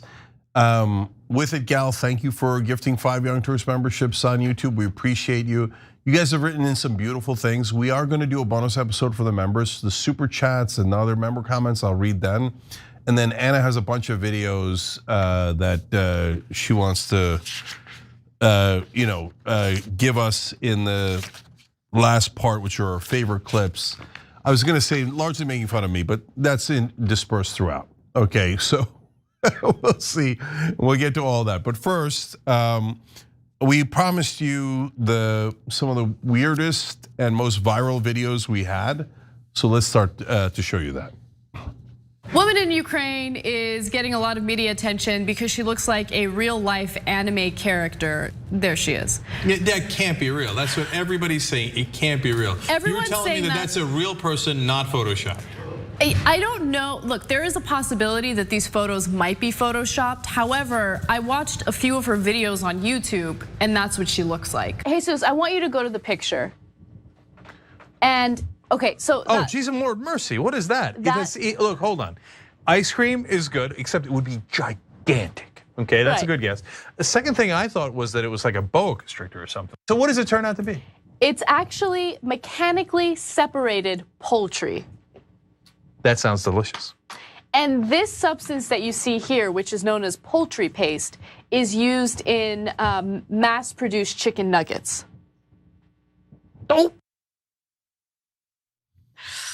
Oh, the thumbnail for that video, by the way, top notch. Yeah, top notch. So look, we'll show you some of the thumbnails here, and these got monster views back in the day. So which will lead me to a little bit of a discussion of algorithms. But our most popular videos: woman shows face after chimp attack, 15 million views. That was such a terrible story, like absolutely heartbreaking. Yeah, you forget they're actually wild animals. Yeah, so oh yeah. You got to be careful. Yeah, she didn't forget. What are chicken nuggets made of? 13 million views. The anime girl, 13 million views.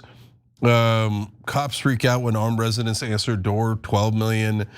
Cop arrest cop, 10 million. I remember that one really well. You'll never flirt the same way after watching this, 10 million. So look, this is gonna be a little bit of a ironic compliment to YouTube. So YouTube has been the best in being objective and fair with their algorithms. Some of the algorithm changes helped us, some of them hurt us, but they were fair throughout, in my opinion. And back in the day when we first started, we could do a super interesting show that was half politics or 2/3 politics, but gave you interesting, fun stories, etc.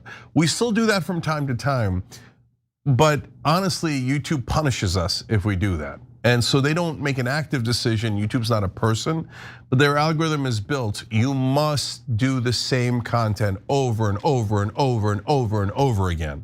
And if you don't, then the algorithm gods will curse you. And so for a long time, we did entertainment videos that were fun, just like that.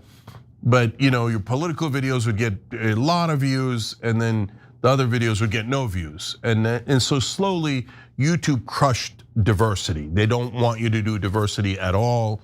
And that's why a lot of the channels, they maniacally repeat the same things. We still do a great variety, and sometimes to people's frustration, right? But a lot of the channels are like Trump bad, Trump's about to lose, or Trump great, etc. So I wish they'd go back to some of the older algorithms that encourage diversity and having fun and learning about new things, different things. But at this point, we're severely punished if we do that. We still do it, but not as much as we used to. Anna, what's your take on that? My take is we should probably talk about something more uplifting and interesting to the audience than algorithms. Yeah, that's my take. No, but that's why I give it in that context, because I don't like, some people look at those old videos and go, oh, what do you care what chicken nuggets are made of? You should do serious political commentary, right? Everyone cares. Everyone cares. Of course everybody cares. That's why I got 13 million views. Right? Name a single parent who doesn't give their kid chicken nuggets because it's literally the only thing their kids eat. Like, what is it with kids and chicken nuggets? They're obsessed. No. So everyone cares. Everyone. I know. And I wish we could do more of it. I just wanted to, because people might be wondering, why don't you still do way more of that stuff? Because the algorithm will despise it. So what are we gonna do? You gotta live in the battlefield you have. All right, so now our most impactful video, I present. I don't care if you're Christian. In fact, I will fight for you to have your religious liberty and practice your Christianity. I believe in that. I don't believe in Christianity, which means that you do not get to dictate the way I live my life based on your religion. I don't care what the Bible says. You have every right in the world. All those women who identify with your religion have every right in the world to not get an abortion, to not take birth control, but they do not have the right to dictate my life and what I decide to do with my body. I don't care about your goddamn religion. I'm so tired of having nonstop conversations about what the Bible says. You live your life in the way that you interpret the Bible. Again, I don't care, but you don't get to take the Bible and tell me, well, the Bible says this in this chapter, in this verse. I don't care. I don't care. I don't believe in it. And I have the right, based on our Constitution, to not believe in it. So Anna, that was on a video that we did. It was in the middle of a video, a much longer one. It wasn't us, somebody else took that clip, put it up on TikTok, where I believe the original clip got 56 million views.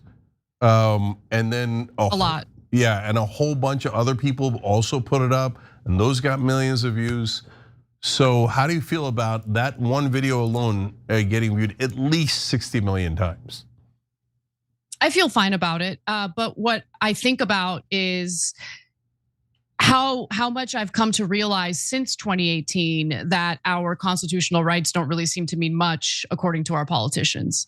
So while I certainly believe in religious liberty, okay, meaning just because I don't practice one religion or the other doesn't mean I don't respect your right to practice your religion. But as we're learning with the First Amendment, our rights really don't matter that much. I mean, there really is an endless power struggle. And if the powerful decide that our government should violate our First Amendment rights, they'll do it. And they've been doing it, certainly over the last 2 years. And those efforts have been ramped up over the last several months. So I look back at 2018, Anna, and there's something very endearing about how naive I was in thinking that the rights that are afforded to us in our Constitution are actually being protected. They're not. Okay, well then you're going to make me ask you a kind of a serious question there. How has your political viewpoints, I don't mean policy and ideology, but how you view politics at large and how you view media and the entire ecosystem changed over all this time? I have completely moved away from partisan politics, which has made navigating my career a lot more difficult, certainly because the bulk of my career has been very much, part of this partisan divide narrative. But at this point, I see politics as right versus wrong, good versus evil. And what's been happening over the last 2 years, and the mass slaughter campaign that's been carried out using our taxpayer dollars, it's been a bit of a black pill, yes, but it also enlightened me to the fact that there are plenty of Democrats, so-called liberal Zionists, who are very much in favor of the mass slaughter campaign, who are very much in favor of Israel blocking humanitarian aid into Gaza for 3 months straight. Those are supposed to be people on my side? No. People on my side understand the value of human life, of humanity, know the difference between right and wrong. And I'm seeing a lot of people on the quote unquote Democratic side or quote unquote left who are just as bloodthirsty as the neocons of the Bush administration. So the real question to me is, on a case by case basis, issue by issue basis, do I side more with the quote unquote right? I don't know. It depends. Where do they stand on the issue? And honestly, when it comes to something as serious as foreign policy, I don't see it as a partisan issue at all anymore. Now, when it comes to social policies, yeah, I think that's where partisanship might play more of a role, right? Because politics has devolved into nothing more than culture war nonsense, manufactured culture war issues constantly to kind of distract us from the big issues of our time that I think the politicians on both sides of the aisle actually agree on, right? Geopolitical issues, economic issues, neoconservative foreign policy with neoliberal economic policy. That is what has ruled our lives for many decades now. And there are people on both the left and the right who are sick of it. The question is, are we going to allow the power players in this country to continue to divide us based on the manufactured culture wars? Or are we going to be willing to have the courage to work with people that we have common ground with, right? And so that's my worldview right now.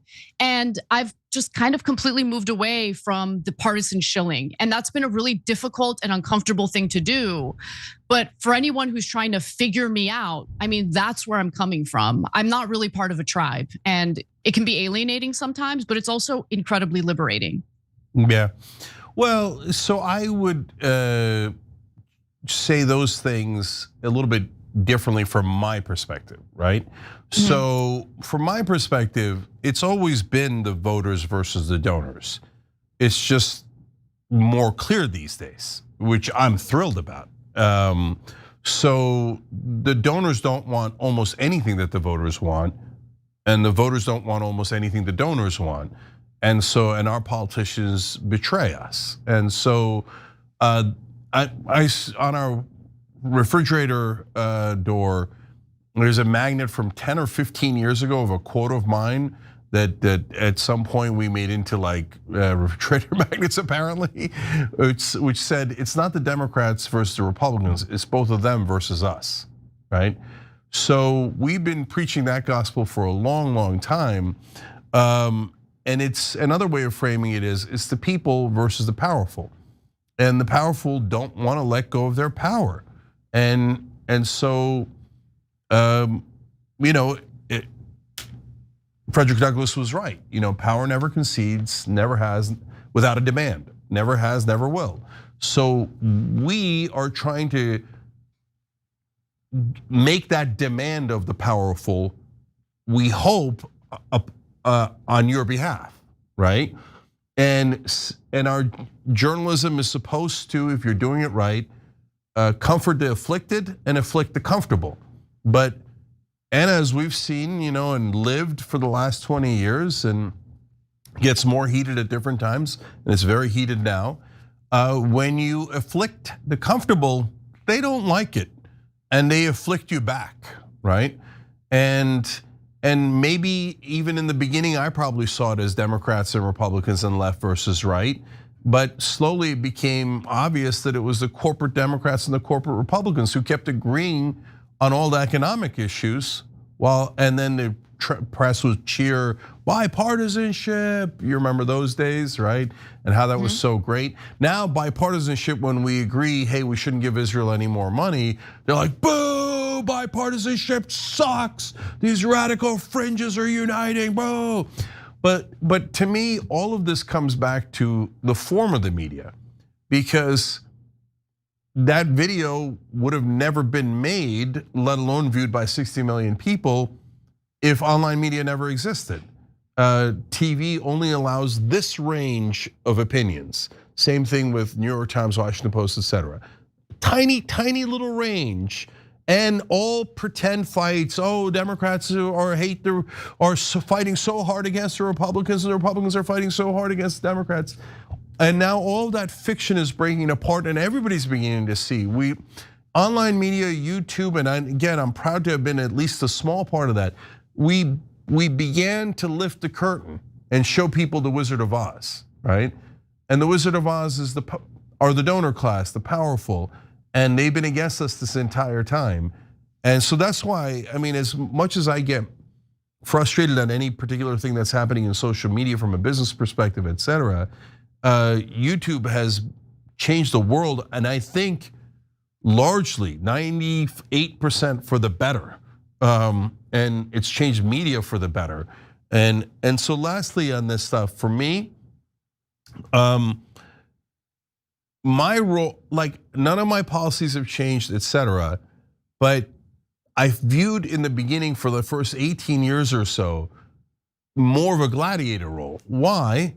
Because our side, the left, people with open minds, open hearts, reasonable policies, etc., we were besieged and we had no voice. And all the Democrats were mealy-mouthed and never fought for us and never did anything for us, etc. So we had to scream on your behalf. We had to fight on your behalf for 18 years.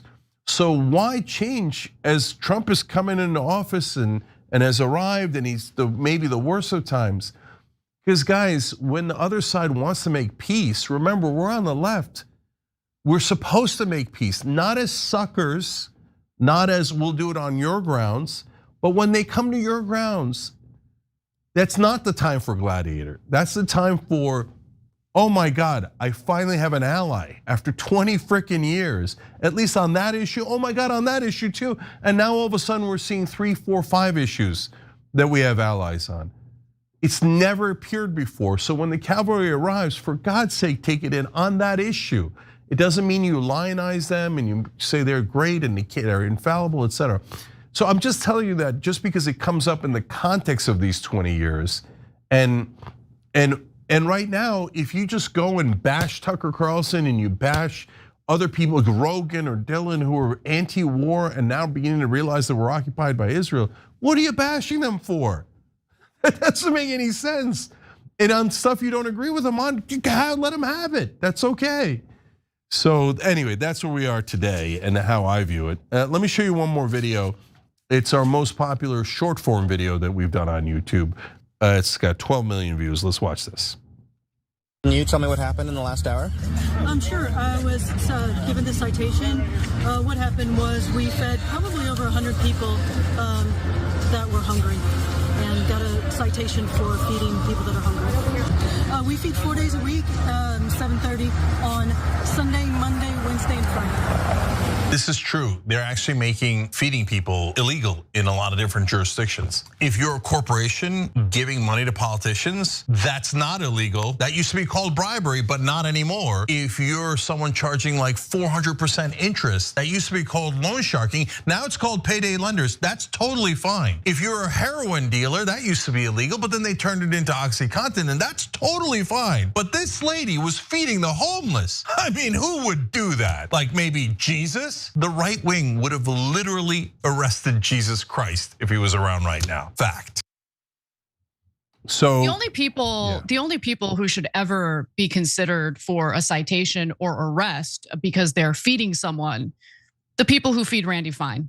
That's really the only justification for doing a citation of someone who's feeding anyone else. So look, what's interesting is that was only 2 years ago, right? And I said the right wing think that. But even to like on that issue today, are there people on the right that are still like, oh no, we shouldn't give money to SNAP, et cetera, or who cares about the healthcare premiums doubling? Yeah, there are, but way less, right? Among the voters, and even among the politicians that have been liberated. Like, I keep talking about how Marjorie Taylor Greene was doing 3 things that I found amazing. One was arguing that the Obamacare premiums shouldn't double and the Republicans shouldn't be responsible for that. And then she signed on to Ro Khanna's bill, honestly, literally because of the Young Turks audience, to lower drug prices. And she was against reducing SNAP benefits. And she said, 10% of my district is on SNAP benefits and they're almost all Republicans. So again, Anna, even on that issue, it looks like there's a little bit of a right-wing rebellion because they're beginning to realize this right-wing, left-wing is nonsense. Most decent people don't want to arrest folks for feeding people, right? Yeah, look, listen, let's just keep it 100. We've been siloed from each other, and I'm talking about normal, everyday people. I'm not talking about the political elite or members of the media. We have allowed the media to tell us what voters think, whether it's all voters on the right or all voters on the left.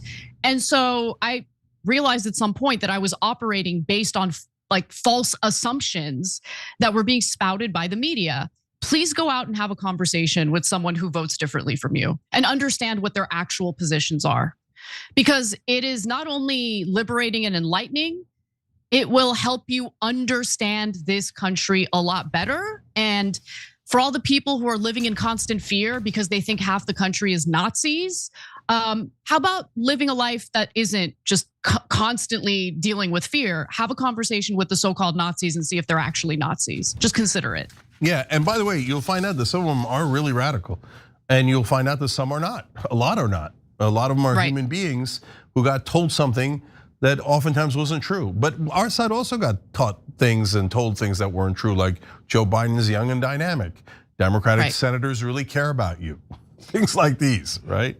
So now we're gonna get to a timeline of the 20 years in our coverage in a second and the most interesting interviews we've had. But before we do that, Anna, there's one more clip, it turns out. It's about the potential of me running for president. And apparently they found some old footage on this. Let's have fun and watch. I'm the most optimistic guy I know. Can I run for president? I will be running for president of the United States of America. Coming, cenkforamerica.com. And the idea here, guys, is let's change the course.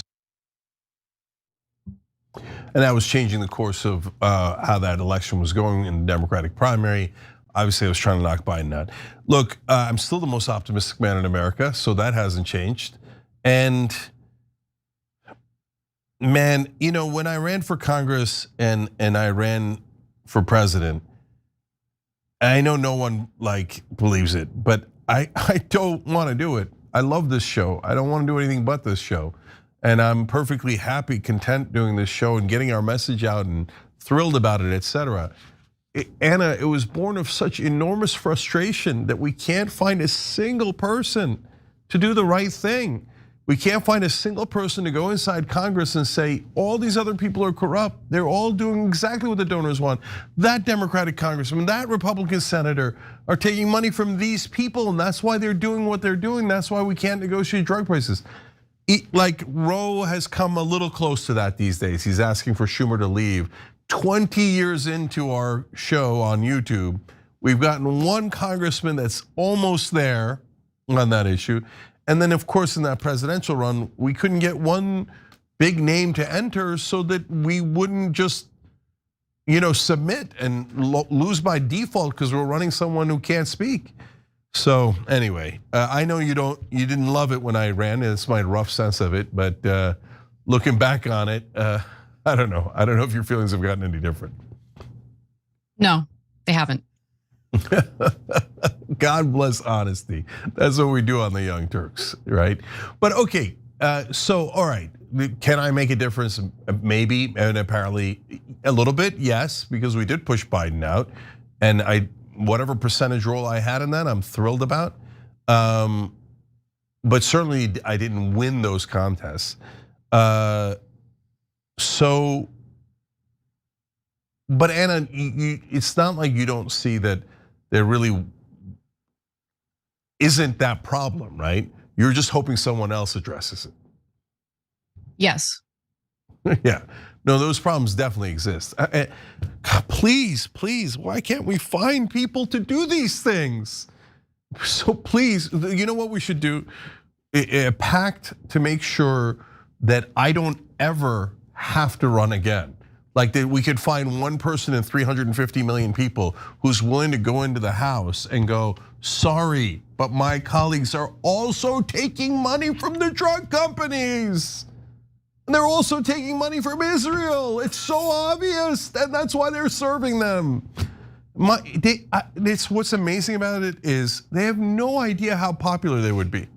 No idea, but even Bernie, when he says, "Oh, they're bad guys," etc., but he won't name names. He won't name names, and round we go. Anyways, okay, let's hope for the next 20 is the lucky 20, and that we have so many people we never needed.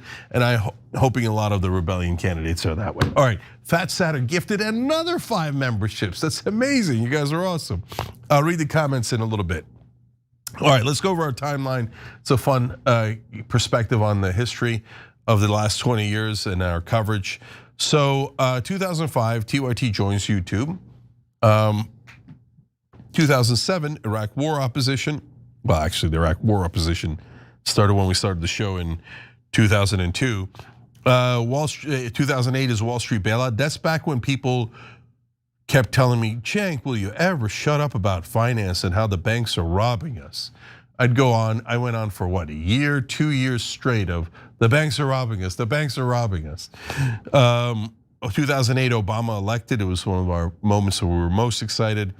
2010, Citizens United. And by the way, we have some excitement coming up in some of the videos we're gonna show you in a minute. 2011, Occupy Wall Street happens, and I announce Wolfpack at Occupy Wall Street. 2012, Sandy Hook shooting. 2015, Justice Democrats founded. 2016, Donald Trump elected. Oh no, that's actually a little bit wrong. Just Democrats was after Donald Trump was elected. It was in response to Trump being elected, partly. 2017, Women's March. 2018, Blue Wave. 2020, COVID. 2020, Biden beats Trump. 21, January 6th. 2024, Israel and Gaza. 2024, Trump elected. So as I look at that list, I think it's a lot of bad news on that list. I mean, it was when Obama got elected, we thought for a second, I remember screaming, we docked the ship, we docked the ship. You know why? The thing I was most nervous about was that if the Republicans won again, especially because it was John McCain, one of the biggest warmongers we've ever had, that we were gonna not stop in the Middle East, that we were gonna go on to attack Iran. And here we are, we attacked Iran anyway. It's hilarious. Right? No, I mean, come on. It's not even that. I mean, Obama did not go. The one good foreign policy thing Obama did was he did not invade Iran and actually signed a nuclear deal. That was a good thing that he did. But aside from that, Obama's foreign policy was even more vicious than George W. Bush's foreign policy. He took the Iraq War, he took what was going on in the Middle East, he took Bush's drone wars and expanded it. He expanded it. So this is honestly what has also led to my political evolution. And yes, I'm gonna call it an evolution. Just realizing that when it comes to the big issues that matter, geopolitical issues, foreign policy issues, economic issues, there is a lot of continuity regardless of whether it's a Democratic administration or a Republican administration. The question is there corporate influence in the administration? Are these people who are corrupt? What is their philosophy? And with someone like Donald Trump, I think he won in the first time in 2016 because he was so much of a wild card. He was unlike any other candidate who had run on the Republican side. And he just ended up being more of the same, really. Yeah, so I mean, that's when we realized, no, it's over. It's the uniparty. And the corporate Democrats, corporate Republicans are playing games on us. And corporate media is the main getaway driver, right? So, and we've been talking about that ever since. Okay, we're about to show you some of our biggest and most interesting interviews, clips from them in a second.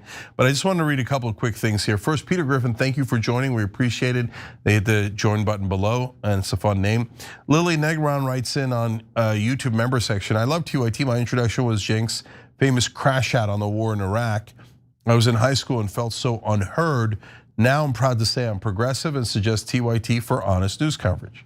Well, that's beautiful to hear. Thank you guys, appreciate it, I love it. And yeah, I do tend to crash out sometimes, and every time people tell me I'm wrong, and then people say that 20 years later that they enjoyed it. Okay, so both things can be true. And I'm glad I yelled at him over Iraq, and I did it a lot, and I'm glad I yelled at him over the bank bailouts, and I'm glad I'm yelling at Israel now. Just Bring It 666 says on Super Chat, congrats TYT family on 20th anniversary. You helped me realize my own biases. Wow, love everyone in TYT family, especially Cenk and Anna. TYT then, now, forever, borrowed from WWE. That's beautiful, thank you, brother. Really, really appreciate it. Or, yeah. Okay, so let's go to some of our interviews. Here's a compilation of some of the more prominent and fun ones. David Sorrell, Nina Turner. Adam Green dropped by. Charlemagne. Congressman, great to have you. It's great to be with you, Cenk. Your show is a great thing. You're informing people. A lot of the shows that I live on, my CNN, my MSNBC, and even Fox, and any of the other shows, NPR, they are so quick to decide that they know what this building means today. The one thing that I hate that politicians do, they talk about the people they should be talking to. My favorite news platform by far. It's not even close. It's about a country and a principle. And that's what you and I both worked to achieve. And I'm so glad that at least half the battle has now been won. If you want to go really hear what's going on honestly, you should tune into the Young Turks. Thanks for doing such a great job. Please keep it up. Hang tough. Yeah. That makes me so happy. Oh, I like making you happy. I didn't know about that. This is a happy Anna Kasparian. And a lot more than that too, of course. This is a recent clip. Here's another one I'm proud of. When Bernie was running in the 2016 primaries, we were the main show covering him. A lot of folks found us back then because of that. We were fair to him, and we liked what he was saying. For a while, we were the only ones in media who did that. And then other online shows joined, etc. And the first interview we had with Bernie, we had got 6 million views, more than anyone on cable news. And of course, so this is now just a frustration of mine. For 20 years, we've been telling traditional news outlets, I have, not Anna, and the marketing team, etc.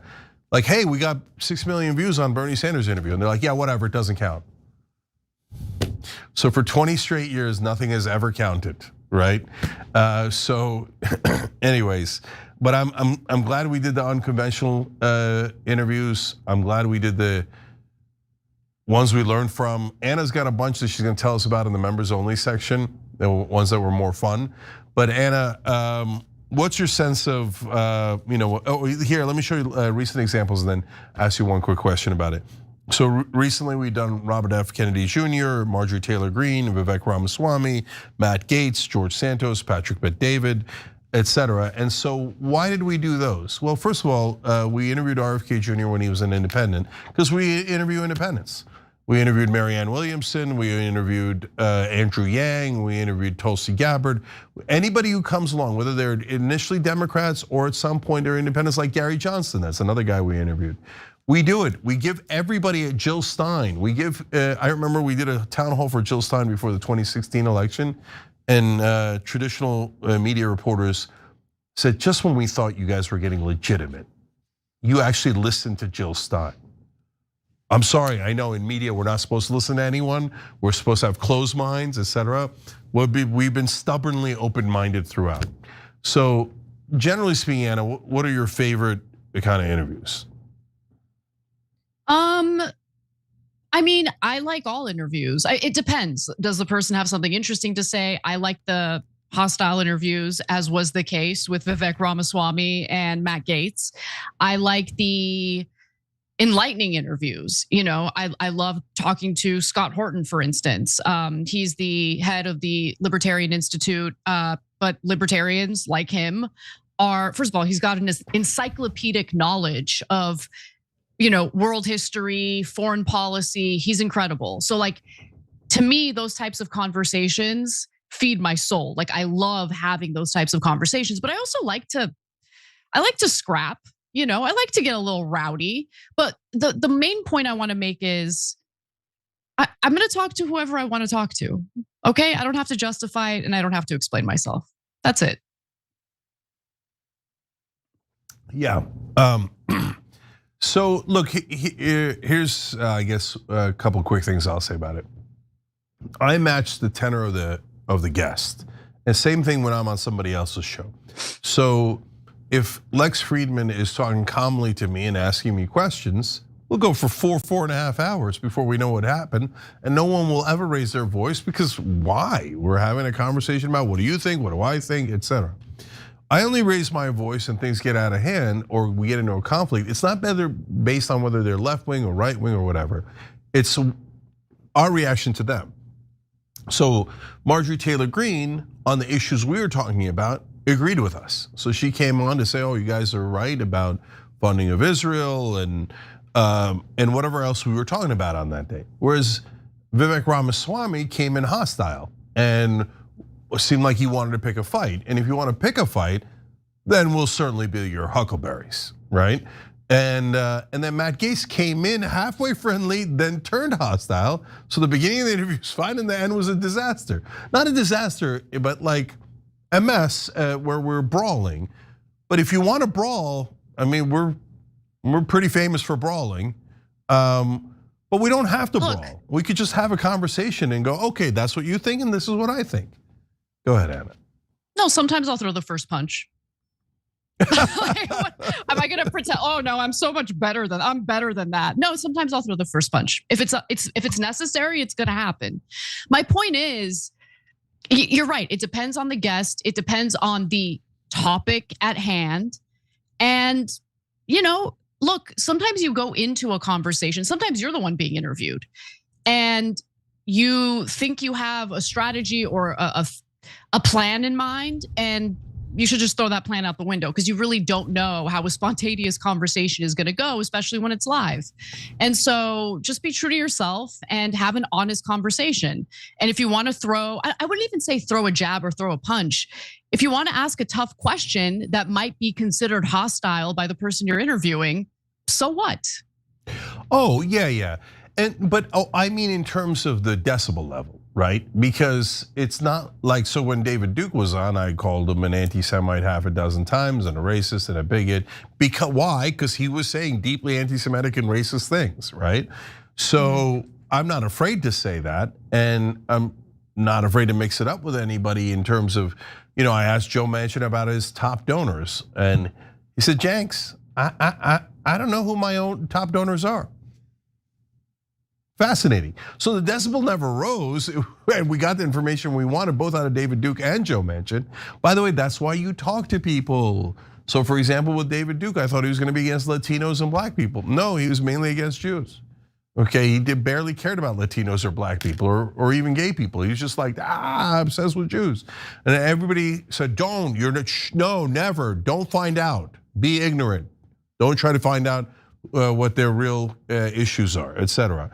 And then with Joe Manchin, we found out some hilarious excuses. In fact, we have a clip of that for the members in a minute.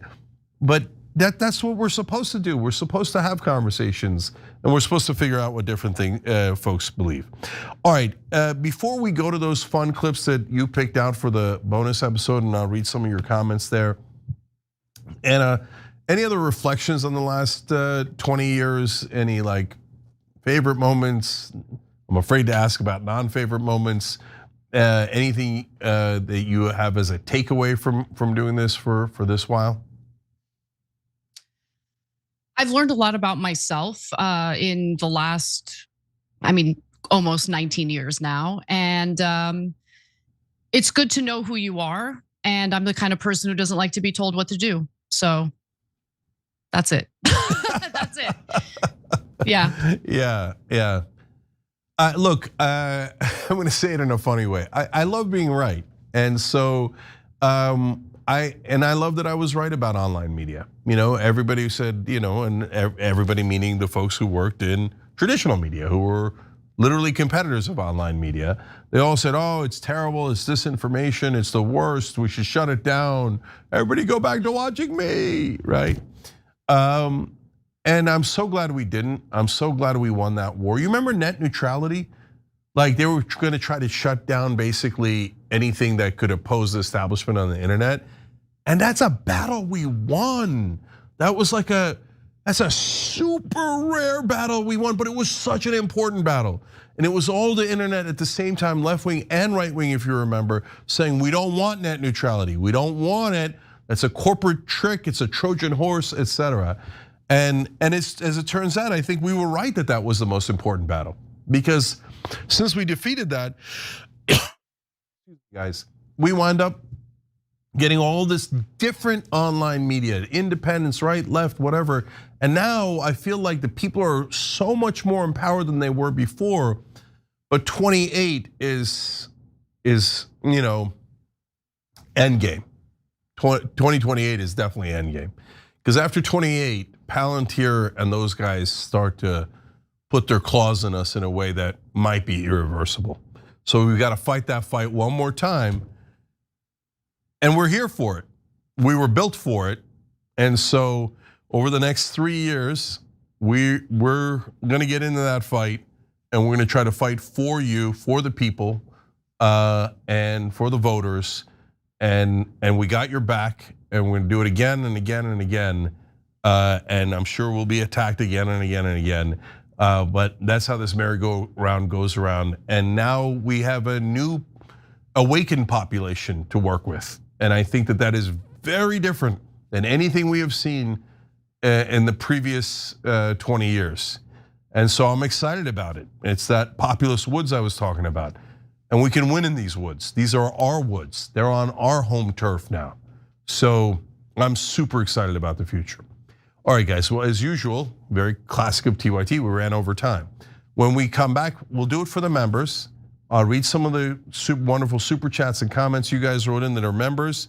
But the fun stuff is favorite clips of all time. It's mainly Anna's. I got 3 clips in here, okay? And so Anna picked most of them. I picked 3 at the end. So I want to show that to you guys. So if you're a member, thank you guys for building this show. You built it, and you allowed us to do this. And our biggest bottom line for this 20th anniversary is thank you. Thank you for allowing us to do an honest news program, and for backing it for all these years. We didn't have any of the big guys. We had you guys, and you've carried us for 20 years, and I love you for it. We all do. So, with that being said, tyt.com/join, or hit the join button below so we can give you the rest of the fun videos for the members that sustain us. We love you, we appreciate you. Members, we'll see you there.